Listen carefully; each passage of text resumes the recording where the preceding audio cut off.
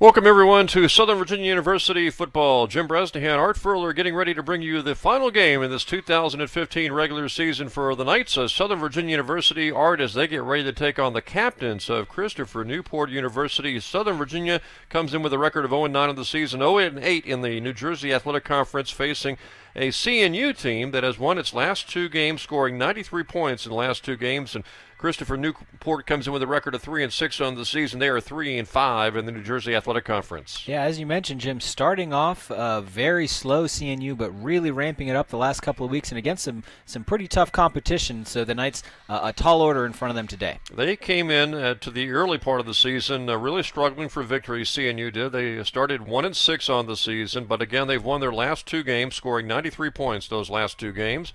And the Knights will receive the opening kickoff. Some confusion about who was going to grab that. Finally, Lakeith Hopkins takes it and goes up to the 25 and knocked down right there. Relatively short kick, and as you mentioned, certainly not ideal to have miscommunication on that opening return, but 25-yard lines, decent starting field position. Let's see what the Knights offense can put together. And of course, it is senior day today, final home game of the 2015 season, Art, and you look at the seniors, and obviously Sam Malore is the one who really stands out. Absolutely. He's been an anchor on this defense the whole time he's been here, Jim. Jared Watts starting at the tailback position. And Jacob Hatch starting at the quarterback position for the Knights. And we got movement right off the bat, looked like by the right guard for the Knights. Well, that's just nerves. When you start off on the very first play and you've got that motion, these Knights are amped up. They want to come out here and score. There's also probably a lot of excitement in the locker room the last few days. President Reed Wilcox announced the building of a stadium yesterday that they want to break ground on very, very soon. Lots of excitement and energy there, but you have to rein it in. So the Knights now looking at 1st and 15 from the 21-yard line. Again, Hatch is the quarterback. CNU showing blitz. It's going to go to Jared Watts, and he runs into a stone wall right at the 21-yard line. Yeah, interesting. CNU really adjusting there at the last second, trying to either get another man to jump or throw off the offensive line. Makes it very difficult when the entire line shifts there to know your assignment. Knights have really struggled on offense all season long, Art. Of course, they had 12 points against College of New Jersey in a 23-12 loss last week, but those two scores came from defense. And one on an interception, one on a fumble recovery, and the Knights offense just has continued to struggle. And there's a little swing pass right side to Watts, makes the grab, goes down right around the 21 again for no gain. Yeah, it looked almost like that was intentional. The quarterback sat back for a second, looked deep, and then immediately went to his check down on that screen pass and picked up a little bit, but they're going to have to get yards in bunches here pretty quickly. Knights had just 20 yards rushing against College of New Jersey last Saturday on the road in their final road game, Art, and kind of hard to win when you can only rush for about 20 yards per game. Absolutely, and that's a player down for CNU. New Jersey beating the Knights last week 23-12. Knights have actually played pretty well on the road the last two games, College of New Jersey and William Patterson. Heartbreaking loss to William Patterson, obviously, and an 11-point loss, very respectable loss to College of New Jersey. And New Jersey last night knocked off Rowan. So you've had some surprises this year in the New Jersey Athletic Conference. A couple of weeks ago, Salisbury winning at Wesley to put themselves in position to at least get a share of the new conference championship this year. Yeah, it looked very clear-cut early on in the season as to where the top tier was, but as you mentioned, lots of room in the middle of the pack right now. 3rd and 15, Watts on play action, a little screen pass right side to a crossing receiver, and Hatch's pass aimed at Nathan Wilson sails too high. Now it's 4th and 15, and the Knights will have to punt. So they had the 5-yard penalty at the very beginning, a couple of plays for no yards, and then the incomplete pass. Yeah, that's just it's a really difficult way to start off a football game, particularly when you elect to receive, you get that ball, you really want to do something with it, and in this case, a net loss of 5 yards is going to be difficult. It'll really put some pressure on the Knights defense to step up, but they've shown the ability to do that all year. And now they're going to be facing a CNU offense again that has scored 93 points the last two games.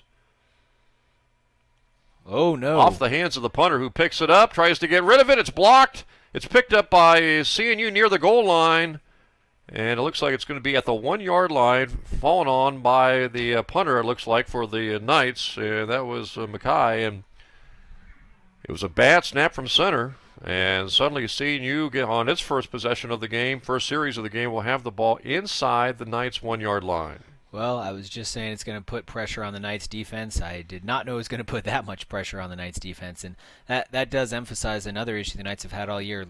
Snapping, particularly long snapping, but even Right. coming out of the shotgun, has just not been smooth for the Knights. In that case, it really causes a problem. Tyler Quigley is the senior quarterback.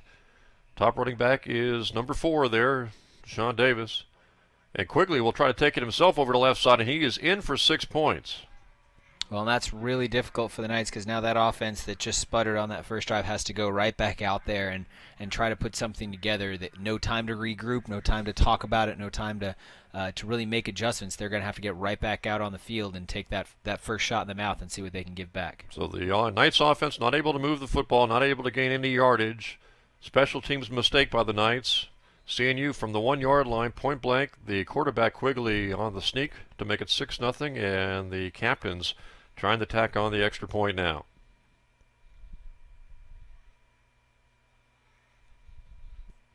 And the kick is up and good by Kedrick Lee.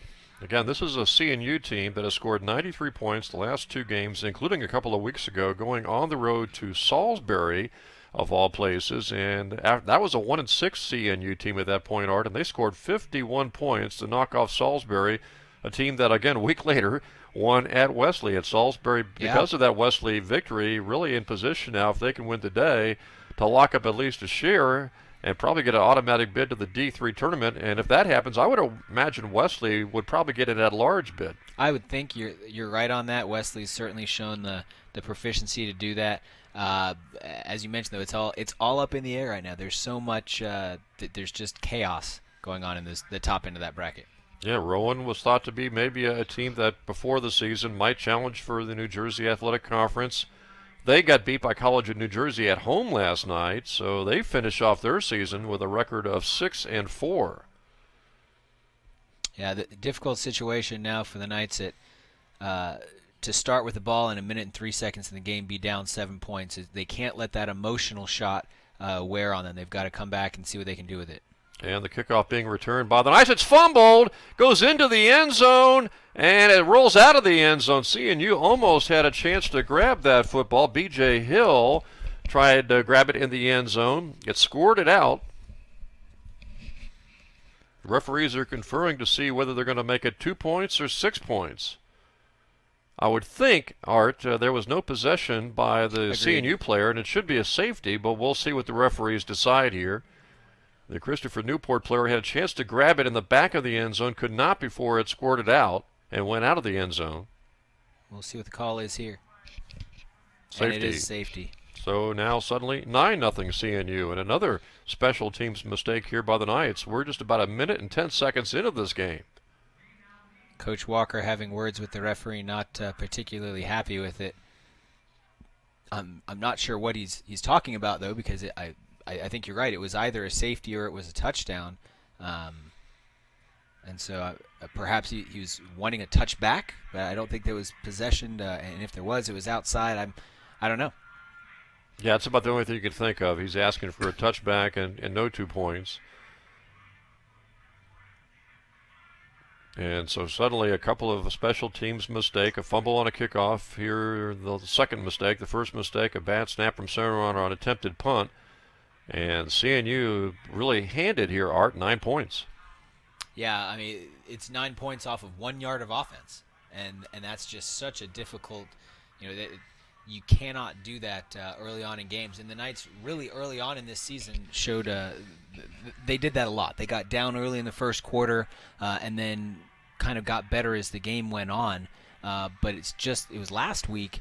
Actually, the last 2 weeks, they've done a lot better of holding in the first quarter and not putting themselves in that hole. But unfortunately, this trending back the way of earlier in the season. Yeah, on the road the last 2 weeks, they've played the road opponents pretty tough, and William Patterson losing that game, and also College of New Jersey losing that 23-12. Now on the safety kickoff from the 20-yard line, CNU tries to bring it back upfield, and good defensive play on special teams by Joel Bergman to shut down that return. Yeah, interesting play on that. We'll get a replay of that here in just a second. That was kind of a trick play on the kickoff. not 100% sure whether it was, well, it's certainly unorthodox. The point being to try to catch the guys off guard as the kicker walks back. You'll see right here, kind of a short kickoff, so it's not going to, you don't get a return man on it. But then it looked like they were trying to fake out actually who was going to make the kick. Exactly. So the CNU will start this drive at the 33-yard line of the Captains. Quigley, the senior quarterback, shotgun formation. He wants to throw on first down. He's got his receiver at the 42-yard line, and out of bounds is Joe Jardine. Yeah, Braden Barris in coverage on that, able to prevent a big gain, but not rolled up tight enough to break up the play. Well, Quigley, the senior quarterback, has been pretty good here lately. Daquan Davis, their top running back, number 4. And then they've got 2 outstanding wideouts, and Taylor Loudon, number 5, as you see on the far side, and Jardine. We just saw him to make the catch. Good mix of run and pass for the Captains of CNU, and on 2nd down and 1. 2nd and 1's the offensive coordinator's dream. You got the whole playbook open to you. Daquan Davis, running back, gets it. Gets enough for the first down. Pushed back by Joshua Davis and others, but able to get to first down yardage, and it's going to be first down CNU. Their first down of the game. Well, that's exactly what I was saying. It's the offensive coordinator's dream because you only need a yard. You can play. You can take a shot downfield. In that case, CNU decides not to do that, to play a little bit shorter and go with the run game, hoping to break something big. But at the end of the day, all they needed was 1 yard, and they got it, moving the chains. You know, one guy for the Knights who's had a big last couple of weeks, Tristan Burnett, has 2 touchdowns the last 2 weeks. 1 on defense, 1 on special teams. Absolutely. He's been a real bright spot for the Knights. 46-yard line. Here comes the blitz by the Knights. Quigley Good throws pressure. over the middle. It's incomplete. He was trying to hit his fullback, Brown, coming out of the backfield, and he overthrew it as the Knights came with a blitz. Yeah, great pressure up front. Huge push by the front 7 of the Knights, and then Katoa, great coverage to make sure he well-timed that contact to make sure that was an uncatchable ball. So it is 2nd down and 10.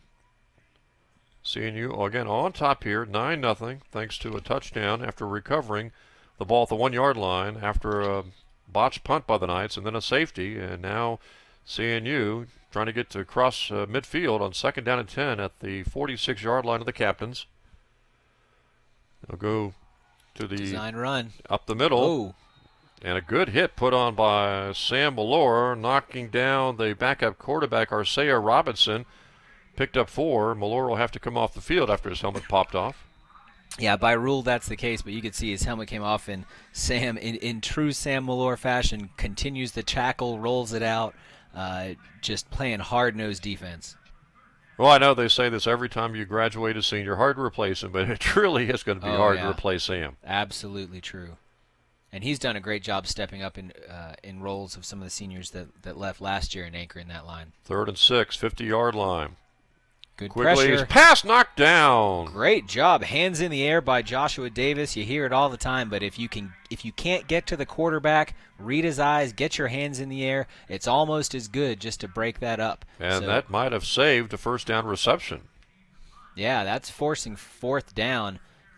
That Knight defense, once again, showing up, really digging in their heels on this. And the Knights really needed a positive play after the first 3 minutes of this football game. And they got it on this drive for sure. And now the Knights will try to get a nice punt return here. Not a 3-and-out, but a 4-and-out. And CNU's kick upfield.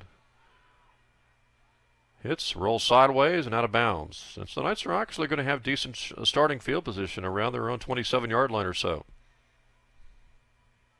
Yeah, and the offense, once again, they're going to have to start putting something together, though. They're going to have to start getting yards, whether it's to move down the field and get some momentum. That would be great. Obviously, points on the board is the goal, but if nothing else, give your defense some time to relax a little bit, stay off the field, catch their breath, and let them get revitalized before they go back out. Hatch will go back out as the starting quarterback, and his running back this time around in this particular series is going to be Lakeith Hopkins. And Lakeith will get the ball, tries to get out of his backfield, and maybe got a half yard before being gang tackled.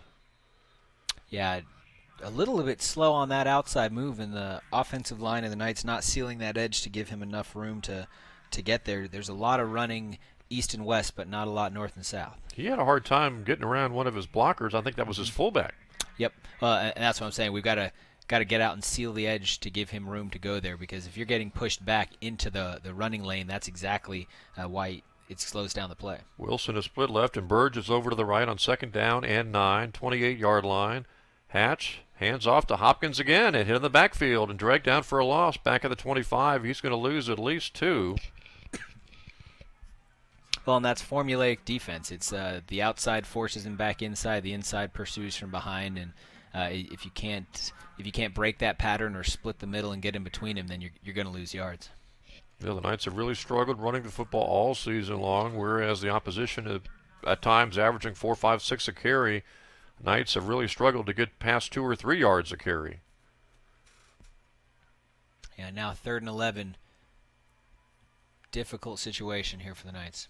Wilson split left, way to the left on a 3rd and 11. Hatch wants to throw back to the right and has his receiver short gain, 35-yard line. Pass pulled in by Morgan Smith. Nice catch by Smith. Yeah, difficult on the sidelines, but was able to gather it quickly and keep the toes in. It will still bring up 4th down. And just barely short. He was able to come back and gather that pass, but you have to know where that 1st down is and get past it. Was an excellent catch, though. And then again, the Knights now will try to punt the ball and have better results than their first punt when the snap did not get to the punter. 4th and 1, you never know. The snap much better. Here comes the kick, upfield, and out of bounds. Well, the benefit of out of bounds is it's not returnable. It's over there on the sideline, and 35-yard line starting field position for Christopher Newport. Not great, not terrible. So, but much better results than that first punt or first attempted punt. Absolutely. Well, 1 yard to go for Christopher Newport on the first drive, and now you give him 65. Or I guess they're going to call it on the 38, so 62. Definitely gives the defense more room to work with. And so now the defense has its work cut out for them, trying to stop the CNU offense and trying to make sure this game doesn't go past a 9-0 ball game right now for CNU. Quigley, shotgun formation.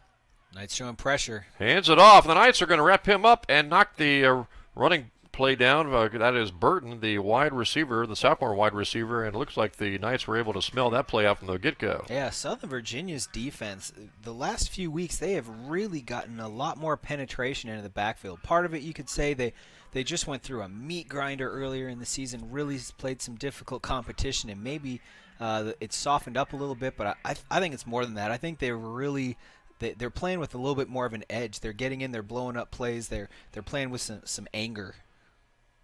2nd and 10, Knights showing blitz. Quigley is shifting 2 receivers out, and to the left side, he's going to roll left and try to throw deep.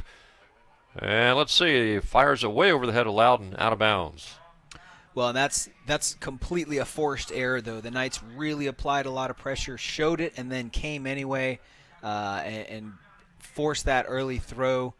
Quarterback had to roll out just a little bit. Yeah, the defender had step-for-step coverage with the receiver. That's true. Even if it would have been on point, no guarantee he makes that, especially. And I've been critical of the secondary a few weeks in the past as well about them getting beat deep. But that time, as you mentioned, step for step, right where you should be. So here's a big 3rd and 10 play.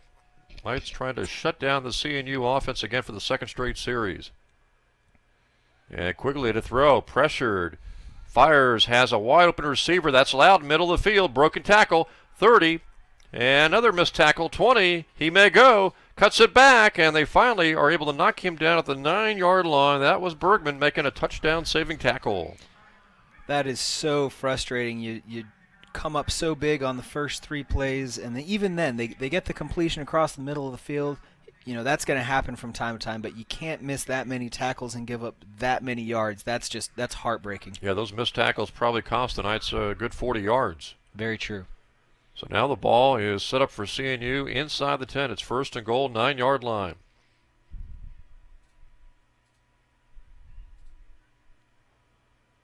That red zone defense, something the Knights have done I don't see how the Captains are going to get this play off in time. We'll see. Yeah, there's no way.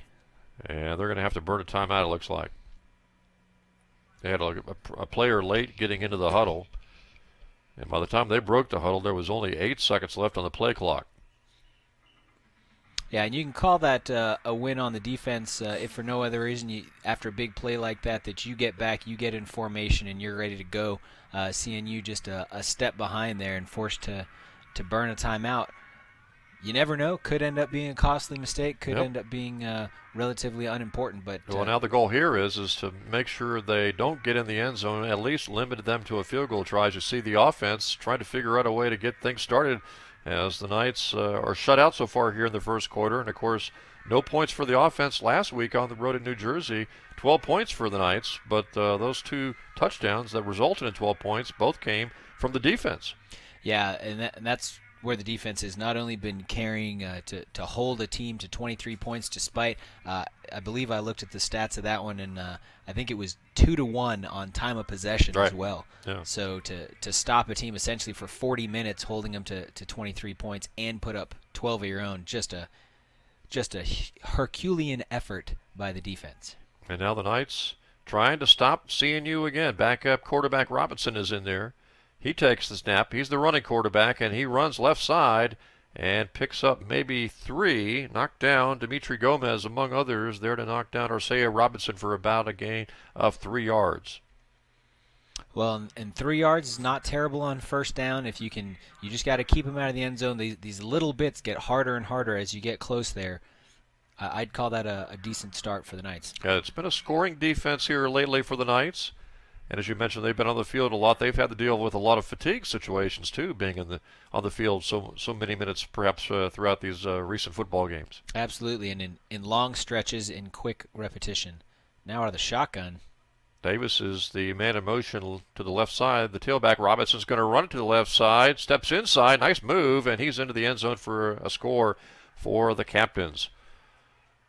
Knocked down at the last second by the Knights by Scott Laxton, but after Robinson got across the goal line to make it 15-0 Captains. Well, Jim, I think I mentioned this on the last broadcast, but football is a game where every single play is important.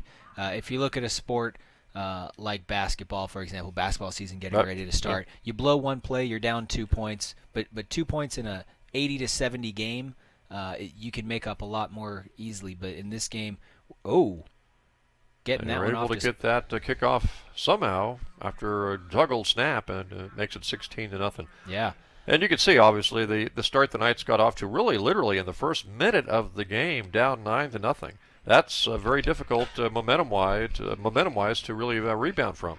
Well, and they started to do that. The defense really started showing up and working hard, but then the problem is when you blow that one play, just one person out of a team of 11, or I guess in that play several missed tackles, all of a sudden you gain so much on that. It's not just a 2-point going back the other way. All of a sudden it's momentum. It's a whole length of the field. You have to be so consistent in football, or it's just you can lose a lot from a single blown play. And so now it's really up to the Knights offense to put the offense together, take it down the field, and get on the scoreboard at the very least. Get some confidence going, Art, by picking up several first downs. Yeah, as I said before, for the offense, for the defense, for points, there's a lot of reasons you've got to keep that possession longer. I know the Knights want to establish that running game, but they have had a hard time getting the running game going as the kickoff goes to Lakeith Hopkins. Nice return. Breaks to 30, breaks to 40, breaks to 50. Great return by Hopkins all the way into CNU territory. Well, and that's what we're talking about. Oh, come on. You don't want to pick up a penalty. You don't want to have a great return and then have it pushed back 15 yards back on your side of the 50. And it's a great return, but you're down 16-0, 8 minutes in the game. You don't have anything to taunt about right now. There's absolutely no place for that. You had a great return. You put your offense in a wonderful situation. You should be proud of that. And the Knights are actually fortunate. There are no flags out there. Yeah, but just get back to the sideline and get it going. Jared Watts, the running back this time. Ball at the 43. Great starting field position for the Knights as they try to get on the scoreboard for the first time in several weeks from an offensive standpoint. And that's phenomenal field position. The Knights have to do something with this. And Hatch gives off to Watts. Watts Great with a little move. hole, and he picks up almost 7 yards down to the Captain's 36-yard line. Well, and that's nice hole, too. Yeah, a great gap cut for him, and you could see right on the end of that play, putting his hand down on the ground, keeping so he doesn't get a knee, just stretching forward for every little yard that he can get. Great job by Watts on that, and the offensive line for opening it up for him. So 2nd down and 4, Knights, 36-yard line of the Captains. A lot of shifting around there. Hatch will give it off to Watts again. Not much this time. He got down to the 36, almost to 35, maybe picked up a half yard, and it's going to bring up 3rd down, almost 3.5 to go. Helmet coming off again on that one. That's Clayton Trover. He's going to have to come out. Fullback. So the Knights looking at 3rd down, almost 4 to go. Obviously, this is a 4-down territory for the Knights if they so choose. 35-yard line. They need about 3, almost about 3 yards to go.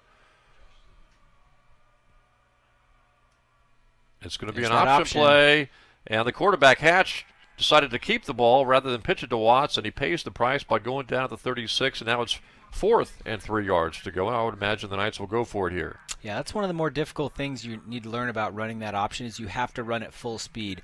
And it's difficult because you're trying to move at full speed and think through it. Do I keep? Do I give? Do I keep? Do I give? And you've got to make that pitch or not make it. But, I mean, you've got to decide. And, obviously, he decided to keep it. Not the saying if he pitches the ball to Watts, it looked like Watts would have had a tough time getting to the stick.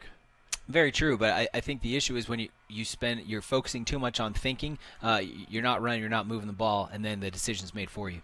Big play here, to say the least. Down by 16, 4th and 3, Hatch to throw. Fires right side. It's in and out of the hands of the intended receiver as he tried to hit Burge. Maybe the defender jumping in front, trying to grab the interception, kind of perhaps threw Burge off a little bit. It was right on his hands, and he couldn't haul it in. And it would have been enough for a 1st down, it looked like. Yeah, you're right, Jim. It was right across the sticks. It was where it needed to be. Just tough to come up with that. When you're focused on the ball and something else comes in your view, it's that little distraction. Great job by the defender there to get in there and just cause that momentary lapse of focus, making it uncatchable. And now we end up with almost the same place starting field position for CNU on this drive as they had on the last one. So it was a great return by Hopkins, but the Knights could not pick up a 1st down. Quigley, the quarterback for CNU, quickly throws to hit Loudon, who makes the grab, and he goes down right away. It is Barris right there to make the play. Yeah, Barris has done a good job a couple of times today on this near sideline where he's given gaps so he doesn't get beat deep, but as soon as that ball's released, he comes up and closes the gap quickly. Pickup of just 4, so it's 2nd down and 6. Ball at the 40. CNU all day taking a lot of time in that huddle. See a lot of tempo in college football these days, not so much the other, and CNU really going in the other direction. Robinson, the running quarterback, the backup quarterback, is in there for Quigley now. With Davis right behind him. Davis is going to get the carry. Nice shift back to the right side, and Davis ends up picking up about 5 yards, almost 6, when it looked like he was going nowhere for no gain. Yeah, that was a good push by the offensive line to get a surge in there against the Knights. A lot of guys rolled up in the box there, so the Knights really bringing pressure. You've got to shut that down if you're going to put that many men up there. Davis, not very big, 5'7", 160 pounds. He's a junior, but he picked up 6 yards that time to give CNU a 1st down. Once again, 15 seconds before they break the huddle. Really spending a lot of time back there. We'll see if the Captains throw here. They've got 3 seconds on the play clock. They just get the play off. Now we have movement maybe as Davis picks up about 6 on that carry, but let's see if this is going to be a 5-yard penalty against the Captains. It looked like they got the play off, so I would imagine this could be maybe a legal procedure. We'll see. Yeah, illegal shift, I'm thinking. And it will be. 5-yard penalty against the Captains.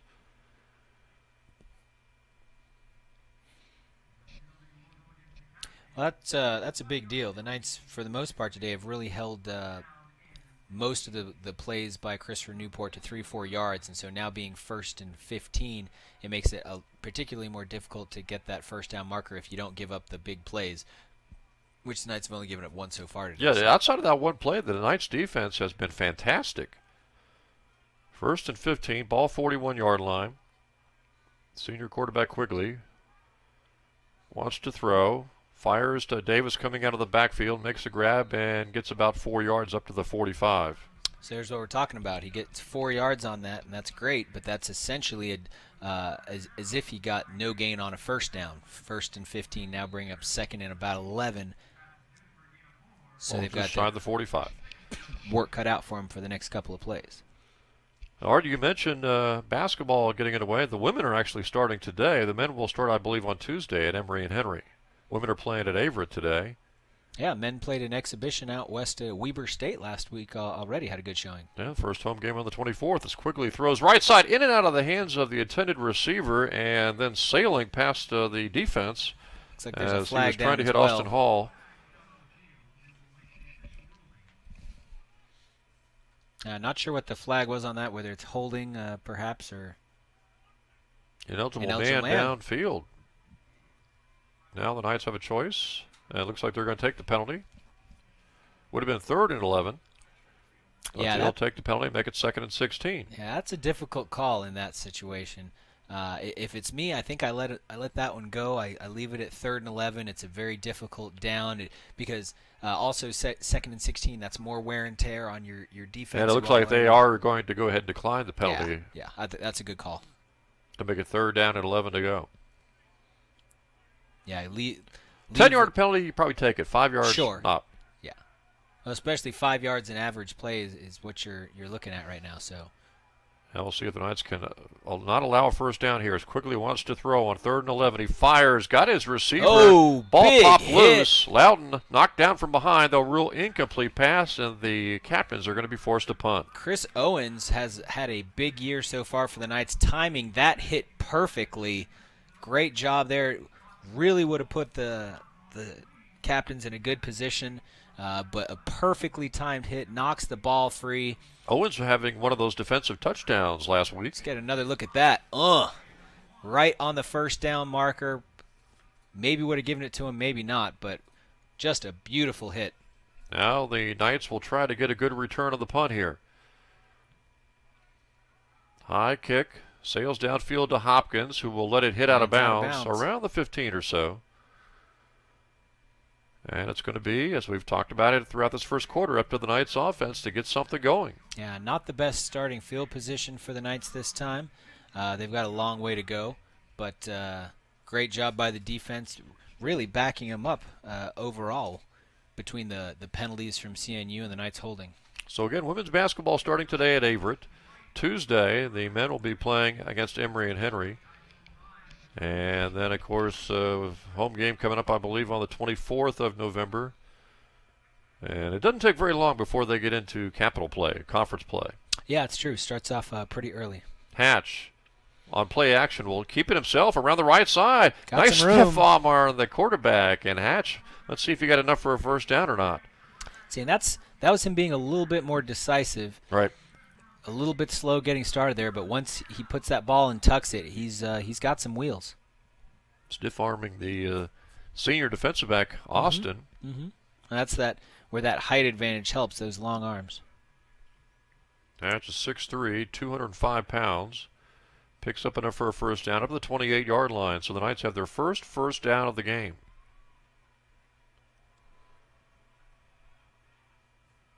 Hatch over to Hopkins, and he gets a good gain up to the 35, and he'll pick up almost 8 yards on that carry. Offense is really starting to roll for the Knights these last couple of possessions. They haven't gotten in the end zone yet, but chaining those first downs together, they've looked a lot better than they did on that first possession. And they've picked up 21 yards in their last 2 plays. Couple minutes left here in this first quarter. They'd love to put one in the barn in the first quarter of this game. And it's so important whoever scores next. If the Knights score, they're right back in the game. If CNU were to score, it could be conceivably a 23-0 ball game. Yep. Hatch dropped the football, but he gets away from a defender. Now he's going to throw downfield, and it is caught by Wilson. And a busted play allows the Knights to move the football all the way down near the 22-yard line. Busted play, that's just how they drew it up, Jim. I don't know what you're talking about on that. Hatch had the presence of mind to pick up the ball after he dropped it, and then got away from a defender, and then had the presence of mind to take a look downfield and fire that ball to Wilson. Yeah, just well timed. We're going to get another look. Oh, and the penalty's pulling it back, it looks like. So Well, the here's the Knights snap. just can't catch a break. I'd love to know what the penalty is here, as Hatch made a great play, as did Wilson. I'm pretty sure it's an ineligible man downfield at that point. You would think. Great job by the referee there as well. Avoiding avoiding getting taken out. But needless to say, it's hard to believe there'd be a bigger penalty than the one we just saw. Oh yeah, to negate that huge catch.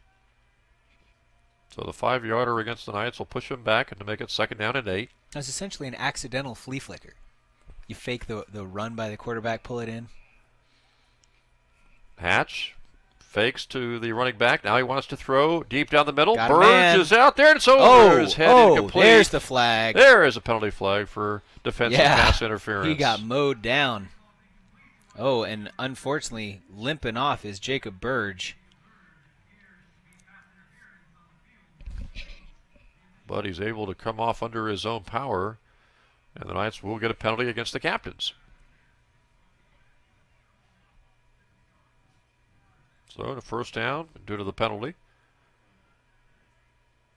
And more importantly, Art, the Knights continue to move the football downfield and continue to possess the ball, as they have now moved it from their 15 to their own 46-yard line.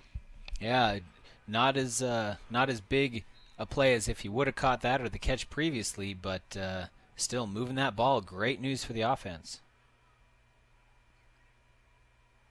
Hatch from the shotgun, hands it off to Hopkins. No play action, and Hatch wants to throw off the play action. Now he's going to put it away and run with it, and he picks up good yardage, about 7 yards, up to the 47-yard line, almost the 47 of CNU. Yeah, really just night and day with the Knights' offense recently. They're really starting to come alive. We have seen different quarterbacks this year. Earlier in the season, of course, we saw Crosby Jensen. We saw Honeycutt for several games. And now here the last few games, it has been Hatch, the 6'3", 205-pound freshman. As they have the ball, the 48 of the captains. 2nd down, 4 to go. Hopkins right up the middle. Nope. Close. Looks like it's going to be Hatch carrying the ball around the left side instead. Yeah, and they got it to around almost the 45-yard line. Yeah, fighting for every yard of that. So here comes 3rd and 2. Even though you're out around the 45-yard line or so, Art, this is, again, the chance for the Knights to go on 4 downs. Very possibly. The alternative, you could punt him and try to get him back deep and go for a safety. The Knights defense is certainly capable of it, but you got to give your offense a chance. Hopkins and we won't need to will find out. get the first down. 43-yard line. Picked up about 3 almost. Yeah, good surge, able to get that first down and keep the sticks moving on what will likely be the last play of the first quarter. So a disastrous start to that first quarter, but the Knights have really shored things up since they fell behind early. And especially if this offensive drive can result in points in the second quarter, the Knights will be right back in this football game. Yeah, and the last time we were casting, we talked about the curse of the second quarter. The Knights hadn't scored. The Knights hadn't scored any points in the second quarter all season, but they were able to in that game. Now hoping to continue that trend. And again, of the 16 points, really perhaps due to the big pass reception that CNU was able to have, they earned that second touchdown, but they were given 9 points in the first minute and a half of this football game by the Knights. Yep, absolutely true. Unfortunately, they all count the same, whether they're given away or not. But still, you take that away, and I think mentally, if the Knights can keep that mentality of, okay, technically we're down 16-0, but realistically they've earned 7 of them. We're in this. They're not 16 points better than us right now. They're maybe 7 points better. We can come back from that. Reminder for those folks watching us and listening to us today, the next time you're in Buena Vista at Southern Virginia University or need a local event catered, stop by JJ's Meat Shack for the best barbecue in the entire state. You can find JJ's 1607 Magnolia Avenue in Buena Vista. You like JJ's? I love it. It's good stuff. Good stuff. My wife and I are moving about a mile from our house right now, which means I'm Downwind or? Yeah, well, that's the thing. I'm not going to drive by there anymore, at least not on my way to work, and that's upside and downside. Timeout looks like it's taken by the Knights. They want to make sure what's going on with this offensive drive. They've picked up several first downs. They've started this drive at their own 15. And down 16 points. The Knights really need points off this current offensive drive. Yeah, that stings, though, having to take a timeout at the beginning of a quarter after you've had a decent break there to kind of put things together. You got to hope that doesn't come back and bite the Knights at the end of the quarter if they need that timeout. Final game of this 2015 season for the Knights.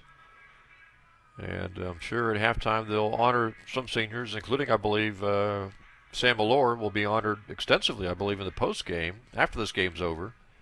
Really going to be hard to replace not just his defensive ability, but as you mentioned, Art, his leadership abilities.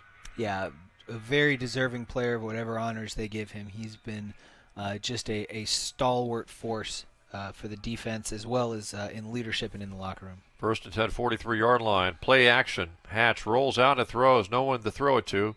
Had to get rid of that football quickly as he was aiming that pass at Eric Howard, but the play action of the rollout to the right really didn't fake out that CNU defense. That was a smart play, though, for the Knights, because we've seen far too often this season the Knights roll back and wait and try to find something, and then just take the sack. That was a smart play, seeing, look, I'm not going to have the time to get this away. I don't have time to roll out and run. Not going to be able to get away from him. Save the yardage, throw it out of bounds, live to fight another day. Yeah, we'll see if the Knights stay throwing the football or maybe go to the running game here on a 2nd down and 10. Hopkins, the tailback, alongside Hatch. He'll get it up the middle. Picked up maybe Decent 4 gain. Inside the 40. You got to figure at this point, down 16 points, almost everything, unless it's 3rd and long, it's going to be 4-down territory. That's probably true.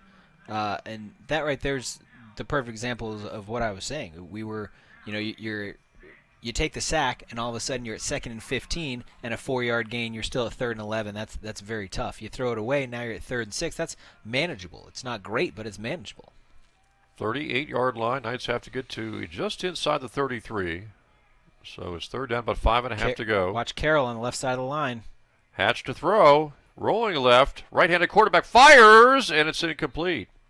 There were a couple of receivers. Carroll was there. Wilson was there. And when you have 2 receivers within a couple of yards of the football, obviously you're going to have lots of defenders, at least 2 or 3.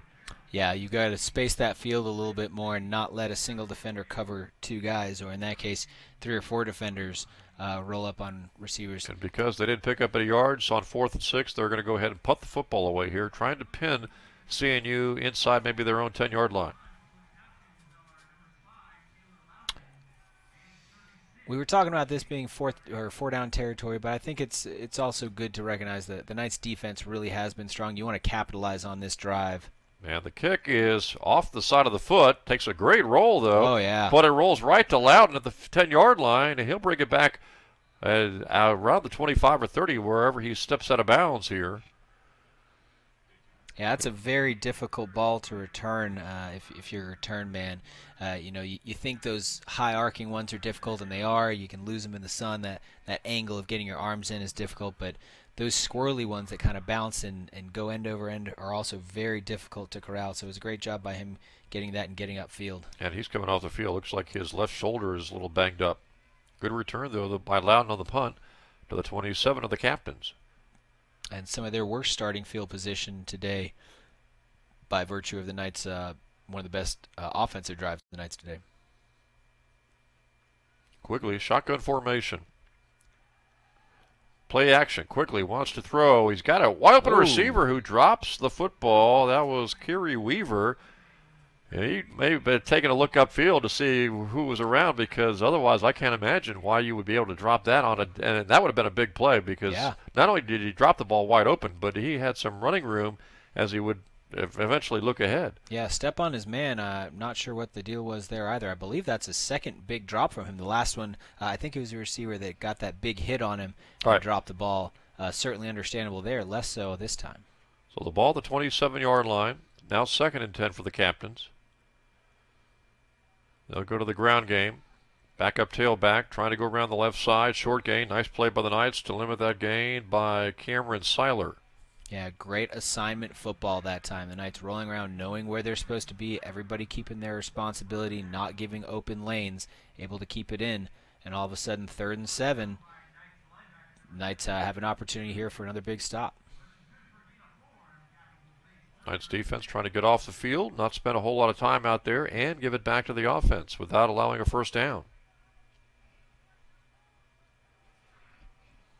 They'll have to stop the passing game, though, the captains here. A lot of receivers split out. Quigley to throw. Pressure on him. He looks, he fires, and it is somehow caught through a crowd. Kyrie Weaver, who just dropped the ball, makes a great catch. Off the hands of a Knight defender. Yeah.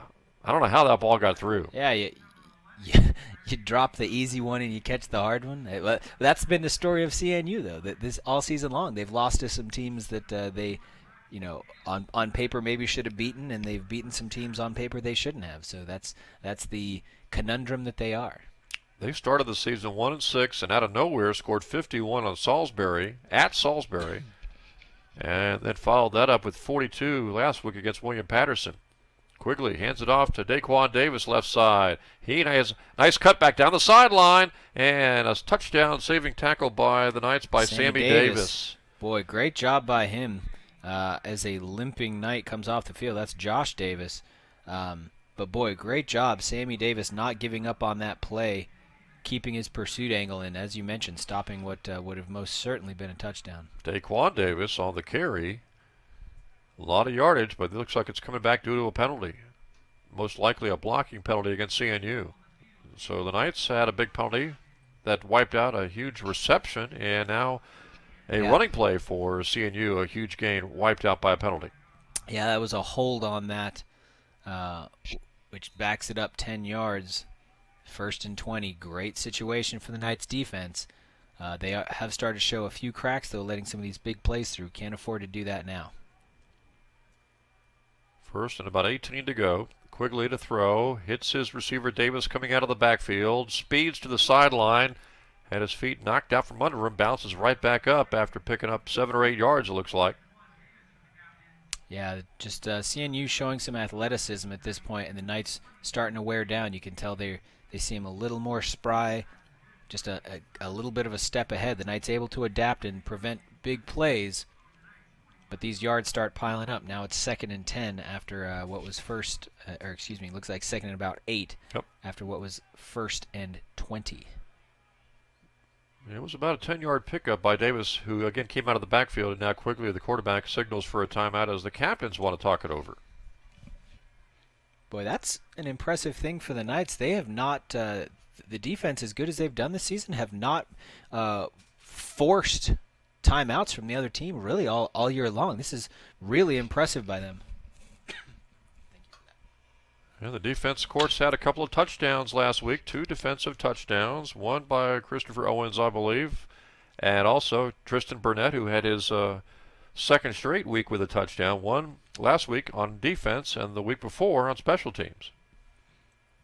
Yeah, and that's kind of been the story of the Knights. We were just saying what the story of CNU was. For the Knights, it's the defense contributing a lot. It's the offense really struggling, and it's the special teams.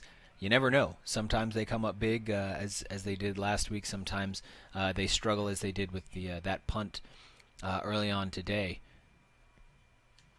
But it's really a question of consistency. The Knights, when they're good, they are very, very good. But they've got to have increased consistency to show success. 2nd down and 8 coming up here for the captains, 45 of the Knights.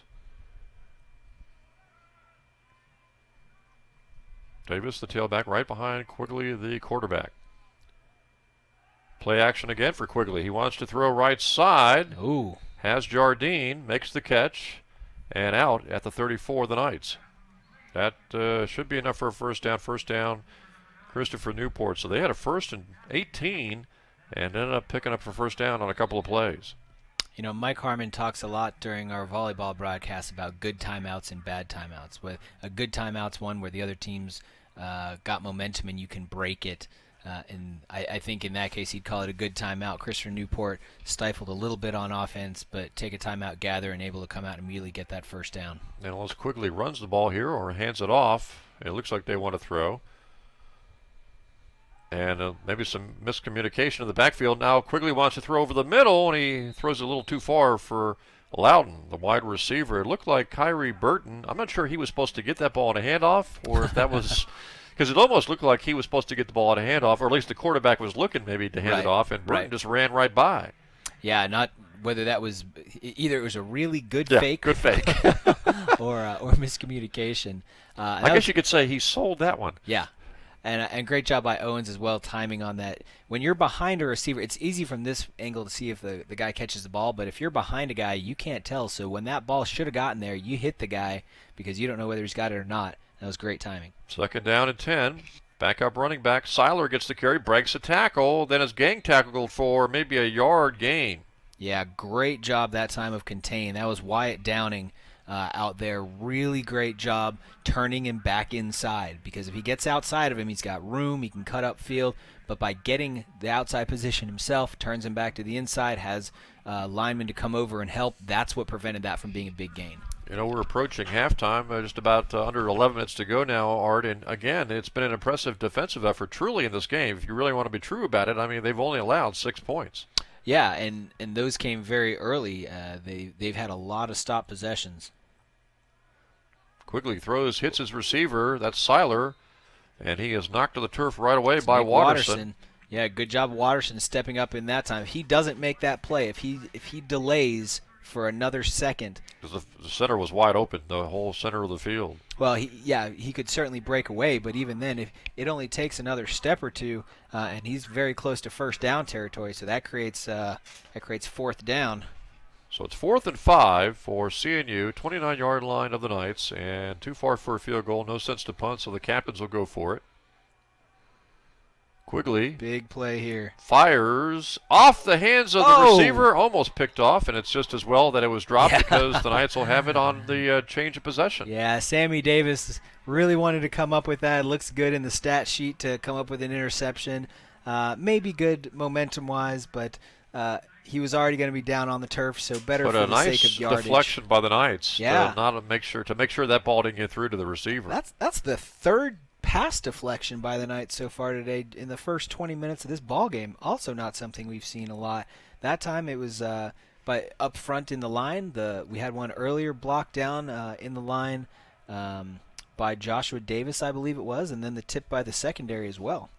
So the Knights offense back on the field, trying to get some first downs, trying to get on the scoreboard as Hatch will hand it off to Watts, right side, knocked down, hit from behind, and dragged to the turf by senior linebacker Justin McFadden, who made a nice play. Yeah, Jared Watts, really just a great workhorse. Goes down on that one, but immediately hops up back in. Once, if they gave it to him 60 times a game, he'd be a happy man. Watts, a sophomore. No pickup on the play, so 2nd and 10 here for the Knights.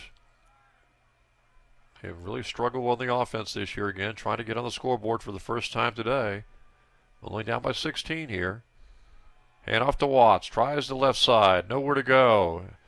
And it almost looked like the wide receiver, that was Lorenzen, had a little jersey there and let up at the last second. Otherwise, that would have been a holding as he recognized that Watts wasn't going to go anywhere, and he decided not to pick up the 10-yard penalty. I don't know what you're talking about, Jim. You know, we're talking about Jared Watts. You know where Jared Watts used to work, by the way? No. JJ's Meat Shack. That's right, Jay. JJ's Meat Shack, yeah. Yep. I wonder what he likes on the menu.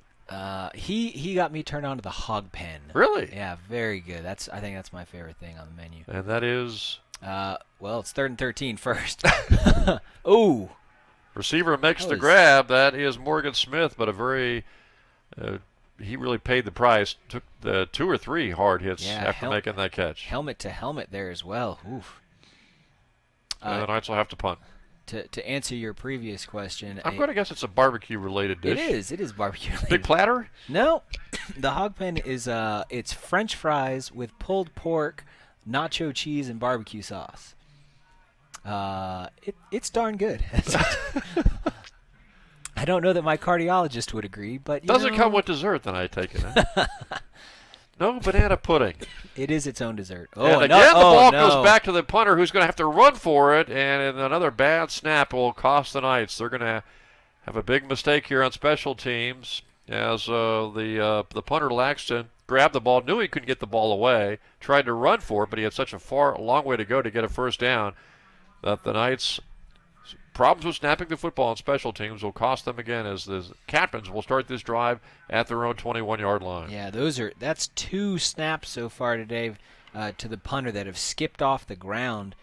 They've been so low, and it's so hard. As a punter, you're thinking about, getting your catch, getting your rotation, getting it in step, all the things you need to do, and it's so distracting when all of a sudden the ball comes in weird. It just throws off your timing, throws off everything, and now, believe it or not, the second worst field position the Knights give up today. And Quigley, the quarterback, wants to throw. He's going left side, and the receiver blocked by the defender, and they're going to call a penalty flag on the defender, Blackham. Let's get a replay of that as we see how this comes up. It looked like the receiver, Weaver, was trying to come back for the football. We're going to get a replay as we look at this. It's on the top of your screen here. See number 11, Weaver, in motion. And then it's just the up and out. Yeah. And out as far as the contact, it was the defender. Totally initiated by 11. Yeah, by the receiver. Oh, that's a bad call. But they call the defensive interference on the Knights. I'm sorry, that's a bad call. That is a man for the defense going stride for stride. Unless they're calling face guarding. I didn't see that either, though. I mean, everything was initiated by the CNU player that time. That's a very tough pill to swallow if you're the Knights. And so the Knights are now really in a tough situation defensively, as it's 1st and goal at the 7-yard line for the Captains. And we talked about who would score next would be huge, and the Captains are trying to make it a 23-0 game if they could score a touchdown. They've got Jardine and Loudon split left. Running quarterback, the backup, Robinson in there. Let's see if he takes it here on a run. He will. Good push up the middle by the Knights. Knock him down for a 4-yard loss. That was Bear coming in. Yeah, Andrew Bear will get the stat line for that on the tackle, but he owes a lot of that to the defensive line, who just had such a push. As soon as that ball was snapped, creating no lanes up the middle there, forcing him to the outside, right to where Bear could get to him. What you would think is if you're the Captains and you've got Robinson there as the backup quarterback, just once or twice you might throw. Otherwise, the defense is not going to be kept honest. They know it's going to be a running play. Yeah, absolutely. Even if you throw just out of bounds, if you don't trust him to complete the pass, at least so the threat's there. Quickly throws, has his receiver Loudon, breaks one tackle, gets to the 4, and is pushed back. And so it's 3rd and goal for the Captains near the 4-yard line of the Knights. Well, and a good job again. The Knights really digging in, trying not to let CNU in the end zone, making them work for every yard they get. And if the Captains get a yard or two closer, they've got an interesting choice. Penalty flag down. Personal foul, I think, on the Knights. Yeah, unnecessary roughness. It looked like they were running the receiver backwards after they had him, and it looked like they let up. So yeah, I'm guessing I'm not sure where the roughness was. I'm guessing that one was away from the ball. Most likely, you would hope. Because there was nothing on the end of that play. Well, now it's 1st and goal at the 1. Well, and that's the thing. That the half the distance of the goal is not a big deal, but that first down, all of a sudden, instead of 3rd, that hurts a lot. Because I was going to say the Captains, if they don't pick up anything on 3rd down, they've got a choice to go for a 4th down or field goal now. They've got 4 cracks at it from the 1-yard line. And Robinson, the quarterback, let's see if he just runs it in here or gives it off to Davis. Davis is the tailback, number 4. Davis gets it, and he's in for 6. Well, that penalty is just, oh, that's rough. The Knights really hurt themselves by picking up that one. And again, we didn't see it, so we don't know where it was. But again, that's another score. I know that one was a little further out than the first score of the game, but another score you can blame special teams for. Yeah. Yep. It's 23 on the board if they get the extra point, and really the defense has only been responsible, I guess you could say, for giving up 6. Don't give them the extra point just yet. Carroll's back there. He's been known to block them. And Not so on that CNU one. nails that one. And that really was a huge score. Instead of the Knights being down by 16 in position to score, maybe going only down perhaps by 7 or 9 points, suddenly it's 23. Yeah, and a couple of those momentum shifts, just the couple of bad snaps really make it difficult, and then there's just some real it's these one or two plays that just cause such huge momentum shifts. It's really difficult. Yeah, Jason Walker's talking with the refs, and he might be asking about that penalty the Knights just picked up that allowed it to be first and goal at the 1 for the captains.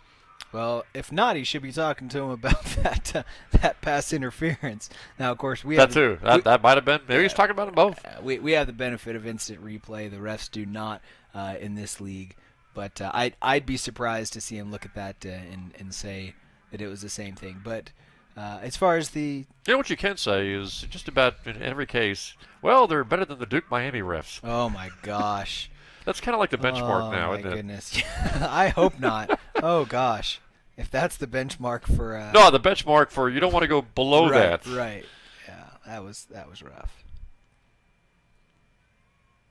And they had instant replay. Right, yeah. That's what makes it baffling. Oh, no. Another drop that was dropped by the Knights. That was Owens dropping the ball on the kickoff, but the Knights fortunately able to get right on top of it. Great job by Clayton Trover coming up with that. Oh my goodness, that would have been catastrophic. Well, this game has been more or less a special teams disaster for the Knights. It really has. Boy, they are very, very fortunate to have come up with that. That would have just been cataclysmic. But you don't know how this game would have played out if we'd had a little bit less all these problems go away from the special teams, Art. But if you don't have those problems with those 2 punts, the snap from center, we're having a conceivably, whole different it conversation. could be 7-0 here. Yep. That is very true, Jim. Knights will go from where they are at, though, as Hatch wants to throw, pressured after play action, going to be sacked back at the 13. Play action did not fool the CNU defense, and Hatch goes down hard. Yeah, so that's unfortunately what we were talking about earlier on is that indecision. If clearly it's not going to get there, clearly that you've got a window of time for them to get to you. Good and to it see passed Hatch that time. come off the field. Let's see if he'll stay out there as quarterback. He really took a hard hit. Yeah, and that's where you have to have that clock in your head. When that alarm goes off, throw the ball. Whatever's going on, throw the ball, especially if the situation is that bad. Worst case scenario, you give up the grounding penalty, and what is that? Exactly where you were, but you save the hit. Here comes Sean Honeycutt to replace Hatch.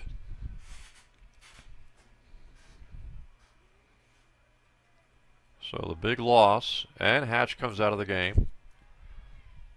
And now Honeycutt is in there to replace him. Oh, bad snap. Corralled. He's able to get the handoff off, but not a whole lot of running room. Yeah, that was a bad snap. That kind of threw that play off. And one play and back in the game is Hatch. So now it is 3rd down and long. Ball at the 15-yard line for the Knights. Yeah, I'd call it 19 long. So what we were talking about, 2nd and 1 is the offensive coordinator's dream. 3rd and 19 is the offensive coordinator's nightmare, especially on your own 15-yard line. When you're down 23, as you mentioned at the 15-yard line, you got a choice here to play it safe, maybe run, or to throw. And here comes a blitz, and Hatch throws a screen pass to Hopkins, who runs into a blocker, and then it goes down at the 23-yard line. And Did the ball come out loose? Around the 24-yard line. CNU trying to grab it. And the Knights able to get it back. They're signaling 4th down. It looked like Hopkins ran into his own man. That was Hunter Miller. And number 74, as you see right there. And Yep. they're talking about it. Well, Kind of threw the play off a little bit because I'm not sure Hopkins would have picked up a 1st down, but he might have been able to pick up an extra 5 or 6 yards. yeah, that kind of goes both ways, too, because on the one hand, you say, well, the lineman kind of shifted and got in his way, but also as a running back, you got to put a hand on the guy, let him know where you want him to move to. This snap is much better. Ooh. Almost blocked, though, by the captains. Fair catch called for and made the 38-yard line. Very late fair catch call. Very, very late. And I'd love to see that on instant replay, Art, to see how close the captains were to maybe blocking that punt. It barely got out of there. Yeah, very true. The kind of that slower kick style able to get him downfield. You asked for a replay, Jim. We've got it for you here in just a second. That would have been disastrous, obviously down 23-0 to have a punt block that close to your own end zone. Yeah. Whew. I want to see the end of that play as well because that that too, the fair catch. Very late fair catch call. So here's Robinson, the backup quarterback. Almost looks like he wants to throw, and now he's going to try to run. Got a great block and goes down for a loss. He'll lose 3 or 4 yards, and it was Burnett coming up. Yeah, Burnett and Stockton Hyatt combining on that one. But boy, Tristan Burnett has really had some big plays the last few weeks. Yeah, a lot of pursuit from a lot of places. There is a flag down in the area that is typically holding. Unsportsmanlike conduct, dead ball foul. And that's going to be on Southern Virginia. Nope, looks like it's going to go against the Captains. I was going to say, guys, you're killing me.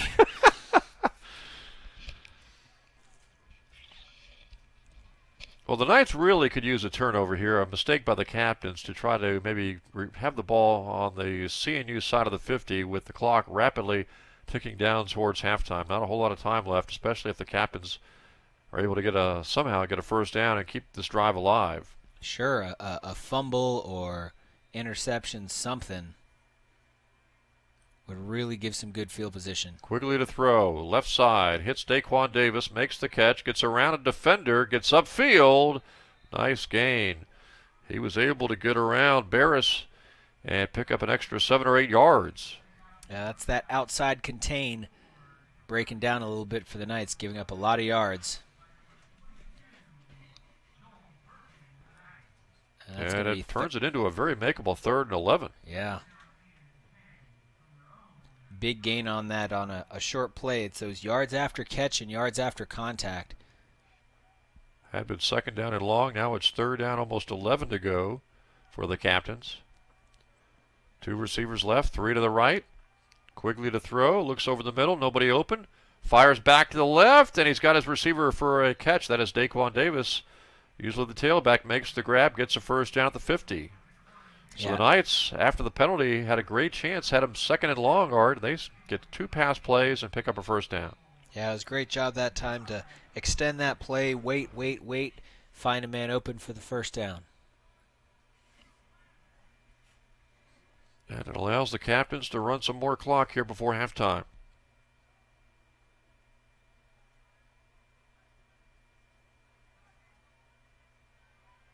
Captains have been taking a lot of time off the play clock. That's Kyrie Weaver, receiver in motion, handoff to Daquan Davis. And he gets to around the 44 for about a 6-yard gain. Yeah, just pushing that ball down the field. 3.5 minutes. They've got plenty of time, even though they're running this. Even though they're running a lot of clock in between each play, still plenty of time to move down the field. And frankly, probably a good thing that they're taking up that much time. They don't want to give the Knights another offensive possession. 2nd and 4. Weaver in motion, wide receiver going over to the left side, and Quigley throws, hits Davis coming out of the backfield, makes the grab, gets to the 37 of the Knights, and knocked down and out of bounds right there. Yeah, Quigley's proficiency is moving up a fair bit as well. Really struggled early on in this game, but is steadily improving on his pass efficiency. That was Breen trying to chase down Daquan Davis. Davis showing his ability not only running the ball, but coming out of the backfield and making receptions. And now CNU will go with that 5 receiver set. And timeout taken by the Knights. Yeah, got to wonder if that's not because that was another 5 receiver set. The Knights really been picked apart on the passing game on the last couple of drives. And so as they come out again, Coach Walker wanting to give his guys a little bit of a breather. Right. You can't take them with you anyway. A little shout out to the Southern Virginia Theater program putting on the production of You Can't Take It With You right now. Yeah, the last 2 weekends. Yeah, but you can't take those timeouts with you into the half anyway, so might as well take them, give yourself an opportunity now to catch a breather and prevent what could be a big burn on another pass play. And I know, obviously, you're not really happy going into the locker room potentially down 23-0, but the last thing you want to do is see them score in the last 2 minutes to make it 30-0 at halftime. And lest we forget, they start with the ball at the beginning of the second half. Knights have had some good offensive possessions today in the first half, moving the football at times, but just no points at this point, and just too many mistakes, obviously, on special teams. Yeah, it's just a few blown plays. I know I've said it, but I got to say again. 2 bad snaps on punts have resulted in, 14? Almost 16, actually. 14 points for CNU. A couple of bad snaps, couple of silly penalties, a couple of missed tackles is the difference in this ballgame. And a couple of fumbles by the Knights returning kickoffs. True. As Quigley wants to throw, pressured from the behind. backside, and he gets rid of it at the last second. And it's got his receiver who makes the grab at the 13. What a heck of a reception by Burton. Yeah, I was with you. It looked like he was just getting rid of it, but not giving up on the play. And I don't know if Quigley knew that guy was coming from the backside, if he could feel it, or if he just was fortunate to get rid of that ball as he rolled right. Well, it's that clock. It's the same thing I was talking about from our side. Is you've got to know the internal clock. Yeah, you assume there's somebody coming from that angle. You're buying time, and then when that clock runs out, you get rid of it. And that time was able to unload to a receiver who made a great catch on the sideline. And the ball's at the 13-yard line now, the Knights. And Quigley wants to throw left side. Trying to hit his tight end in the back of the end zone, and it's incomplete as he was trying to go out there for Josh Patterson. Patterson was actually open in the back of the end zone, but Quigley could not get the ball to him in time. Yeah, Patterson's 6'5" as well, so he's got a big target there, but that's a tall order even for a 6'5" guy. And Quigley doing a pretty good job for the Captains there, figuring, again, with plenty of time, plenty of plays coming up after that first down pass. If it's not there, throw it out. Yep. Stopping the clock, 2nd and 10. Still got room to work with. That's Loudon over to the left, and Burton and Jardine split to the right. Now Burton in motion, hands it off. Attempted a double reverse. Bad Ball's snap on the ground. And the Knights have it. 27-yard line. I don't know what kind of pitch that was from Burton to Loudon, but it was awful. It was high and just a little outside, as Bob Uecker would say. We're gonna take another look at that one. You're not sure if that's the reverse or the. There was a double reverse. It was going to be definitely a double reverse, but. Whether it's the double reverse or the double reverse. And I'm not sure Loudon would have perhaps done much with the ball had he been able to get it. So here we go. Oh, that's not the right play. This is the one aired out the back of the end zone. That was the first down play, Yep. So the Knights get a big play and a rare mistake here in the first half by CNU. And so with 1:56 to go, Art, the Knights have the football just shy of their own 28-yard line. And now the question becomes, with a struggling offense, do you take a shot downfield or play it safe? Well, I think you have to build on that emotional momentum. You just have to not give up points at the end. Whether you take a shot, whether you drive slowly, you don't give up the ball. Hatch to throw. Screen pass to Watts. Makes the grab. Gets away from a couple of defenders and picks up 9. And that's what we're talking about. It's gaining just a little bit. Good opportunity for the Knights to just feel that momentum, feel like they're still in this one. And 37-yard line now. Keep moving the ball downfield. 2nd and short. 2nd and 1. Hatch to throw. Right side. Has his receiver. Catch made. First down, Knights, 40-yard line. Good second effort that time after the reception by Howard. He's got good size, too. 6'2". Here's that 200 pounds. Just very high off of that. Didn't look like Loudon was going to throw off that, but you never know. Yep. So here we go. Oh, never would have had a chance to see what it looked like. He barely got a hand on it. Hatch to throw. Plenty of time. Fires over the middle. Incomplete. Boy, he had a receiver out there. That was Howard again. Yep. Step-for-step coverage. But it was a good play. It was a good throw because he put it where either Howard was going to get it or nobody was going to get it. Because the last thing you want to do is have such a big emotional shift. You throw an interception now. You give the ball right back. And you give another possession over. We certainly want to avoid that. And so we'll see what the Knights do here on a 2nd and 10 at their own 40-yard line. Still enough time to work with a minute 14 to go until halftime. Hatch rolling left this time. Pressured throws. Got his receiver. Catch made and held on to by the Knights. That's Michael Carroll at the 44-yard line of the Captains. Yeah, Carroll absorbing a big hit on that. As you can see, there's not a whole lot of meat there, but he was able to hold on Yeah. hard and actually pick up about 16 yards on the reception. Soft-handed tight end, 1st and 10. This is what I'm talking about. Build some momentum, get some confidence. Hatch back to the left, almost intercepted Oh. and in and out of the hands of Carroll. Boy, that was a dangerous pass. Yeah, If that gets picked off, that's 6 points the other way. Open field if he makes that. Oh, my goodness. That's what they call dodging a bullet. Yeah, I don't know what takes more years off of my life, near interceptions like that or too much barbecue, because holy cow, that's... Well, I mean, you're talking about not only 6 points the other way, but you're talking about maybe arguably one of the best drives the Knights have had. Yeah. And they're backing it up on a penalty, it looks like. 5-yarder. Takes it back to the 49, 1st and 15. Yeah, not sure what that was.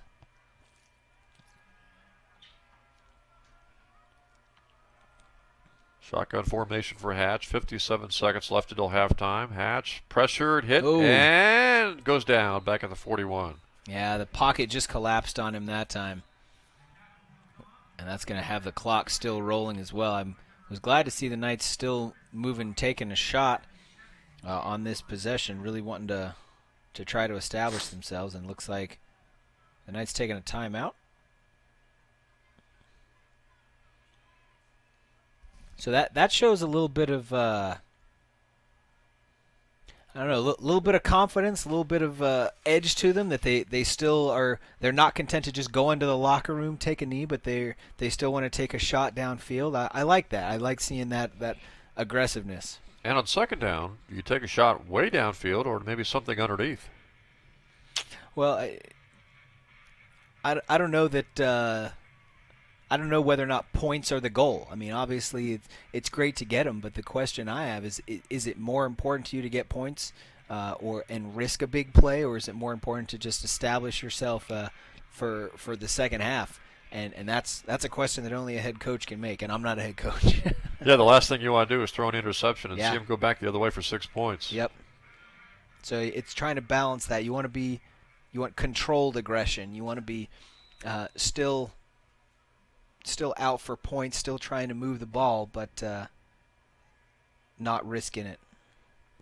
So it's 2nd and long for the Knights, and Hatch from the shotgun rolls right this time, wants to do the option play, and nowhere to go. Even if he pitches that ball to Watts, he doesn't have a whole lot of running room either, so it's 3rd down and long. Yeah, that was just CNU line shifting the whole way down, and the same row of bodies that were in front of him when the ball was snapped were in front of Hatch as he got all the way to the sideline there. That's kind of been the standard so far for the Knights today, unfortunately. And now the Knights are letting the clock run here on 3rd down, coming up 3rd and long. Just about in sync. The play clock will run out after the half. Running play will pick up for Watts maybe 5 or 6 yards up to the 48.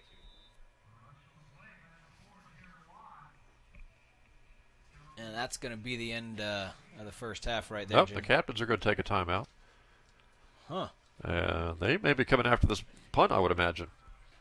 Hoping for either a return, setting up for a return, or maybe a block. Yeah, speaking of some aggression, that's a very aggressive timeout call. Well, they recognize probably, Art, all the problems the Knights have had Yeah, snapping the ball back to the punter. That's a valid point. I guess there have been some struggles on the well, so in which case you say, as the Knights, do you take a shot? Because it doesn't matter the field position you True. give them. There's 6 True seconds. enough. You can run that clock out pretty quickly. Do you take a shot downfield? You wonder if that's being discussed in the Knights huddle. You know what I think they should do, Jim? Flea flicker? Yeah. Yeah, that's it. Hey, Eat at JJ's? yeah, I was gonna that too. there was a rather successful flea flicker in football over this last week I saw. So it's been known to work. Yeah. But yeah, something. It is an opportunity. Your last game of the season, have some fun, do something a little. Or they can do more what Miami quirky. did, lateral it 15 times. Yeah, you know. hook and ladder and ladder and ladder and ladder and ladder and ladder. and they're setting up to punt. See if CNU is setting up for an attempted block. Looks like Good they're hanging snap. back for the return here. And the Knights right There's there. penalty. See, I didn't know if he was signaling for a fair catch, and that's the penalty. there's 2 flags down. It almost looked like he signaled for a fair catch and then decided to run the ball at the last second. Yeah, they're going to decline it and go into the half, I'm sure, but that's really kind of unfortunate for the Knights. Well, let's see what this penalty is real quick. Nope, blocking the back against the captains. Knights Yeah, will decline, and we are at halftime. Yeah, kind of unfortunate for the Knights, though, if you think about it, because it's the best long snap they've had today. It's probably the best kick they've had today. It's the best kick coverage that they've had today, and it doesn't matter because all they had to do was prevent the touchdown. So on senior day, Art, the Knights are down here at halftime by 23. Kind of deceiving score because they had several special teams mistakes. The defense really only responsible for giving up 6 of those 23 points. Well, in the first 9 points in the first minute and a half of the game, I believe it really just after those first couple of mistakes has been a good defensive effort, and the Knights' offense, even moving the ball, just unable to get it down into the end zone so far. And so we'll take a little break here from the fields at Southern Virginia University. Again, here at halftime, it's the Captains 23 and the Knights nothing.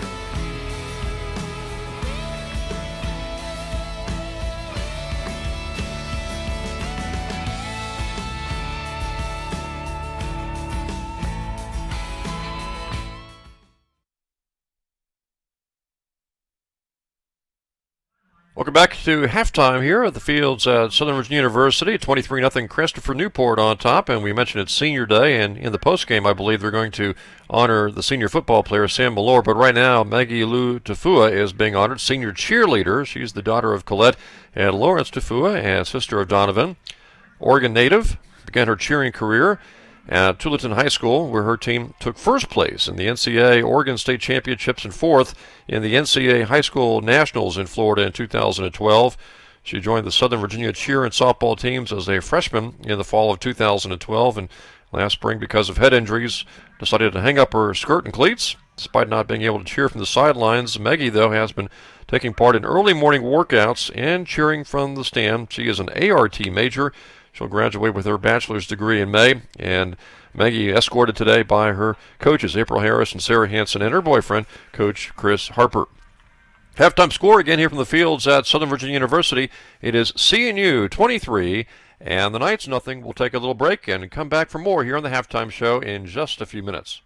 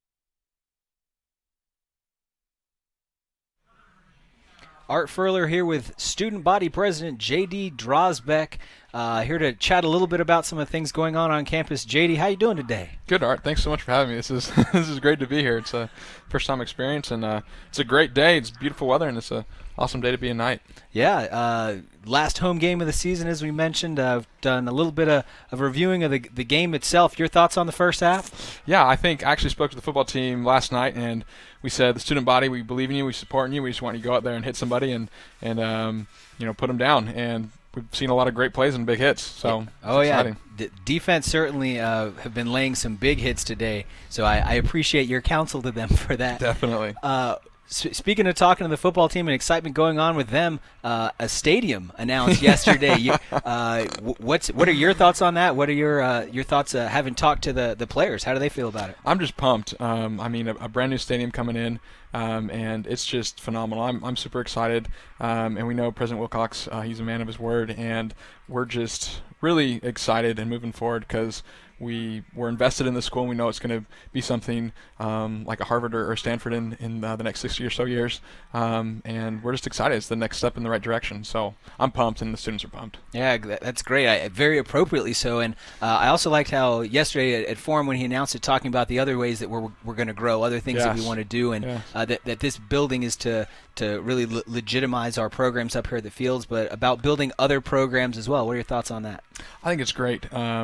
There's a wonderful play, you can't take it with you, that's going on Friday and Saturday, and President told a wonderful story that those at WNL, they have a multi-million-dollar facility, but they said they don't have the talent that we do, and we just have great talent here, and the facilities don't match that talent which they have.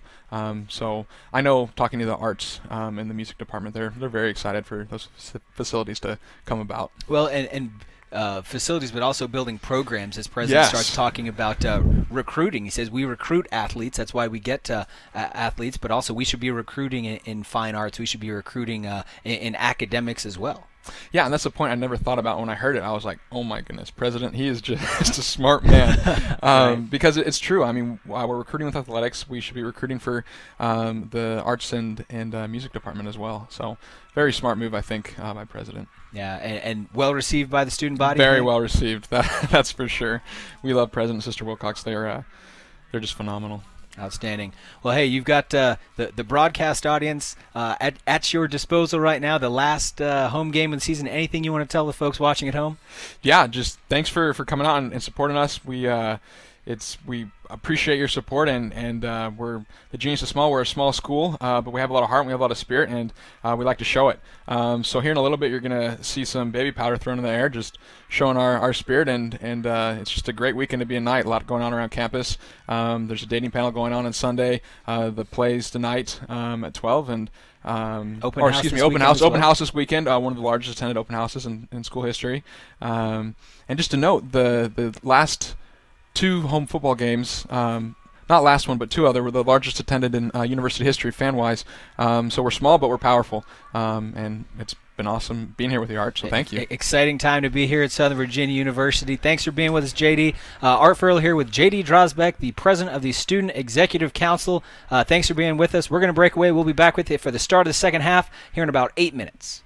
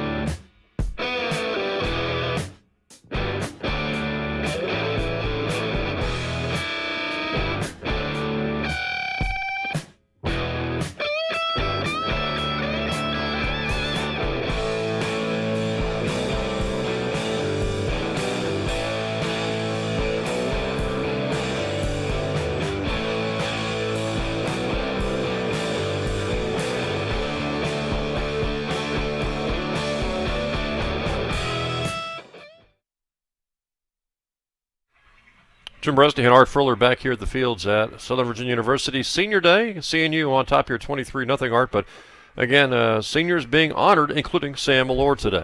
Yeah, Sam Malore, the lone senior for Southern Virginia on the football team. We honored their cheerleader, the lone senior cheerleader earlier, but Sam Malore is going to be honored in post-game. We're worried about making sure we catch that then, so we want to make sure to give a shout-out to him now.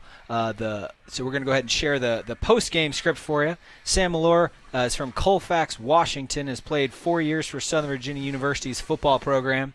After his sophomore year, Malore served a mission for the Church of Jesus Christ of Latter-day Saints in Resistencia, Argentina. Last year he played and started in all 10 games for the Knights, recorded 41 tackles, and was ranked 5th in the NJAC with 4.5 sacks. He also ranked 8th in the NJAC with 11 tackles for loss and 3rd with 62 lost yards. He helped the Knights to their first NJAC victory over the College of New Jersey and was named to the NJAC All-Academic team. In his 2013 season, Sam recorded 7.5 sacks for a loss of 34 yards. He also tallied 20.5 tackles for a loss and earned 1 fumble recovery and 1 safety. Malore was named to the All-USCAA first team and received USCAA All-Academic honors. He was named to the first team defense All-State football team of the Roanoke Times College Division. Was listed 3 times on the provost and president's lists and is majoring in politics with minors in chemistry and biology. So not exactly your typical football lughead, smart guy, and you know all of this is really minimized by his impact on the field. Those are some great stats. He's had a great career here, but that does not comprise everything that he's contributed to this program, Jim.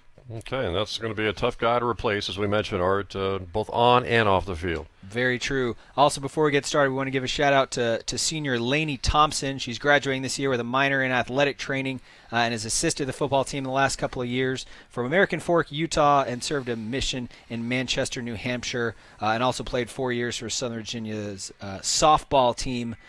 She's been a pioneer in athletic training for the Knights, is out there helping the Knights today. So thanks to her as well for her contributions to the program. She was a very good catcher for the Knights last spring as on the softball team.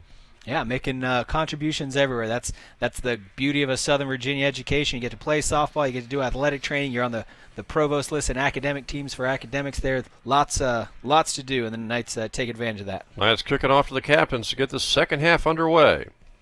Oh, and a special teams error this time. And the captains are going to start around their own 6-yard line, as it looked like the return man just bobbled it from the get-go, Burton, and then I thought maybe he was just going to step out of bounds to play it safe at the 7. He actually tried to get some room and then knocked further back. Yeah, we're going to show a replay of that one. Here's the kickoff coming in on the left side of your screen, and just looked like he misjudged it, hit the ground, and then steps out on the 4. I thought he was going to just play it safe and go out of bounds around the 7 or 8 yard line, but decided to try to actually make something out of that play, and ends up losing 4 more yards. This is a huge opportunity for the Knights. If they can come up with a turnover, push back for a safety, or even just stop them and get good field position for the offense, that could be a huge, huge get. And it'll be a running play right off the bat. Not much there. Knights defense shut that play down for about a yard loss back to the 3-yard line. Yeah, you can get so energized from something like that. The Knights really did have a few things in the first half that their own mistakes put them in difficult situations, but they also had a few just unlucky things, things that just 50-50 situations didn't cut in their favor. So if you can start to feel that that's turning a little bit and you get a bit of a break, it can really start compounding against the other team. Ball's back to the 2. It is 2nd down and 12 for the captains at their own 2-yard line. Daquan Davis is the tailback, but he is several yards deep in the end zone. Watch for the pass. It's going to be the running play for Davis, left side, big hole, gets outside, 20-yard line, 25, 30, all the way near the 40. Picked up about 39 yards on that carry. And that cuts right back in that other direction where you feel like you got a bit of a break, and then a big play is broken like that and just completely negates it. That's a very difficult. And it looks like that play was starting to go to the right, but then Davis cut it back to the left. Yeah, what a huge gain on that. Ends up being a 40-yard pickup from the 2 to the 42. Yeah, still a lot of room, though. The Knights can't be too discouraged by that. Still a lot of field to go, and they've still got a job to do. Robinson, backup running quarterback, is into the game now from the 42-yard line. He will hand it off, and it's going to be about a 3-yard pickup as the Knights are able to shut down that play. Katoa knocking down the ball carrier. Yeah, pursuit from the rear that time. Good effort on that. And the Knights shifting just as CNU did in the first half. Well, the Knights were hoping for a big defensive stand to start the second half, and they had CNU backed up at their own 2-yard line, but now the Captains are at the 47-yard line, looking at second down, 5 to go. Quigley, the quarterback, back in there. Senior quarterback wants to throw. Pressure, throws, incomplete. He was being blitzed. Good defensive play by the Knights. Yeah, that's a forced error as well. Had great pressure coming in off his left. Got a man in his face, and that's particularly helpful since he had 3 receivers out to the left. Not only is the pressure coming there, but he knows that he can't slide away as easily because most of his options are to that side as well. Had to throw it away. And now a big defensive play coming up for the Knights. Third down, 5 to go. Hoping to stop the Captains without allowing a first down and get it for the offense for the first time here in the second half. Yeah, they got burned on that last big play for a first down. Quickly across the middle. Oh. It is somehow pulled in by the receiver. That ball off the hands. It looked like a Katoa again. Pulled in by Kyrie Weaver. I think that's the second time he has pulled in a pass that actually was either obstructed by a defender or actually touched by a defender. So defensive change for the Knights here. Here's what they need to do. They should absolutely stop covering Weaver because when you throw him a good ball, he drops it. But if you make it crazy, he's got to make some ridiculous adjustment or get it off a deflection. He gets it every time. So leave him open. He won't catch the football. And it's a first down. Captains at the 43 of the Knights. CNU trying to put this game away in the third quarter with their opening drive of the second half. Robinson will Keeps it. And he runs into a couple of defenders and is sandwiched. Among others, it was Downing there. Yeah, Wyatt Downing putting a lick on him. And those can add up as the game wears on. So whenever you've got an opportunity to put a legal hit on a quarterback, you really want to do that, both that physical toll and also the mental toll of getting hit. I think it was also Deaton Wilson, number 40, as you look at him right there, making the play too, along with Downing. Pick up a 3, second down, 7 to go. Jardine goes over to the left, wide out to the left, and the wide out to the right is, looks like that is Loudon on a 2nd and 5. They're going to go right side maybe to Loudon. He's got the step on the defender, and it's incomplete as Owens had the coverage for the Knights. Yeah, looking for a flag, not getting it. Owens looked, at least from the shot we had, like he was step for step with him. And really, Jim, that's not something we've seen a lot this season. The Knights have really been burned in the secondary several times this year, but despite giving up a few big plays, the Knights have not been beaten deep, and that's a great adjustment for them. And now it's 3rd and 7 for the Captains at the 40 of the Southern Virginia University Knights. Weaver back in there as a wideout. He's over to the right. Jardine and Loudon split left. Quigley, senior quarterback from the shotgun, wants to throw across the middle. He's got Weaver. He fumbles the football, and I believe the Knights have it. Are they going to call that a catch? I do believe they are. My question. That's got to be a catch. He actually took an athletic move after And making they the are. grab, and it's a first down for the Knights at their own 33-yard line. So here's the thing, Jim. That was Weaver. He was open. He caught the ball, and immediately my theory holds true so far. It was a heck of a hit put on by the Knights defensively. Let's pull that one up. Boy, that was a beautiful hit. And just when the Knights needed it, getting possession back. Weaver was wide open, made the catch. Here we go. Right across the middle. And you can see right there that it was Watterson making the big hit. Yeah, huge momentum shift for the Knights. Great stop. Now we'll see if the offense can take advantage and get on the scoreboard here as Hatch hands off to Hopkins, and he'll pick up maybe 3 to the right side of the 36. And CNU signaling that they had the football. I'm not sure what that's about.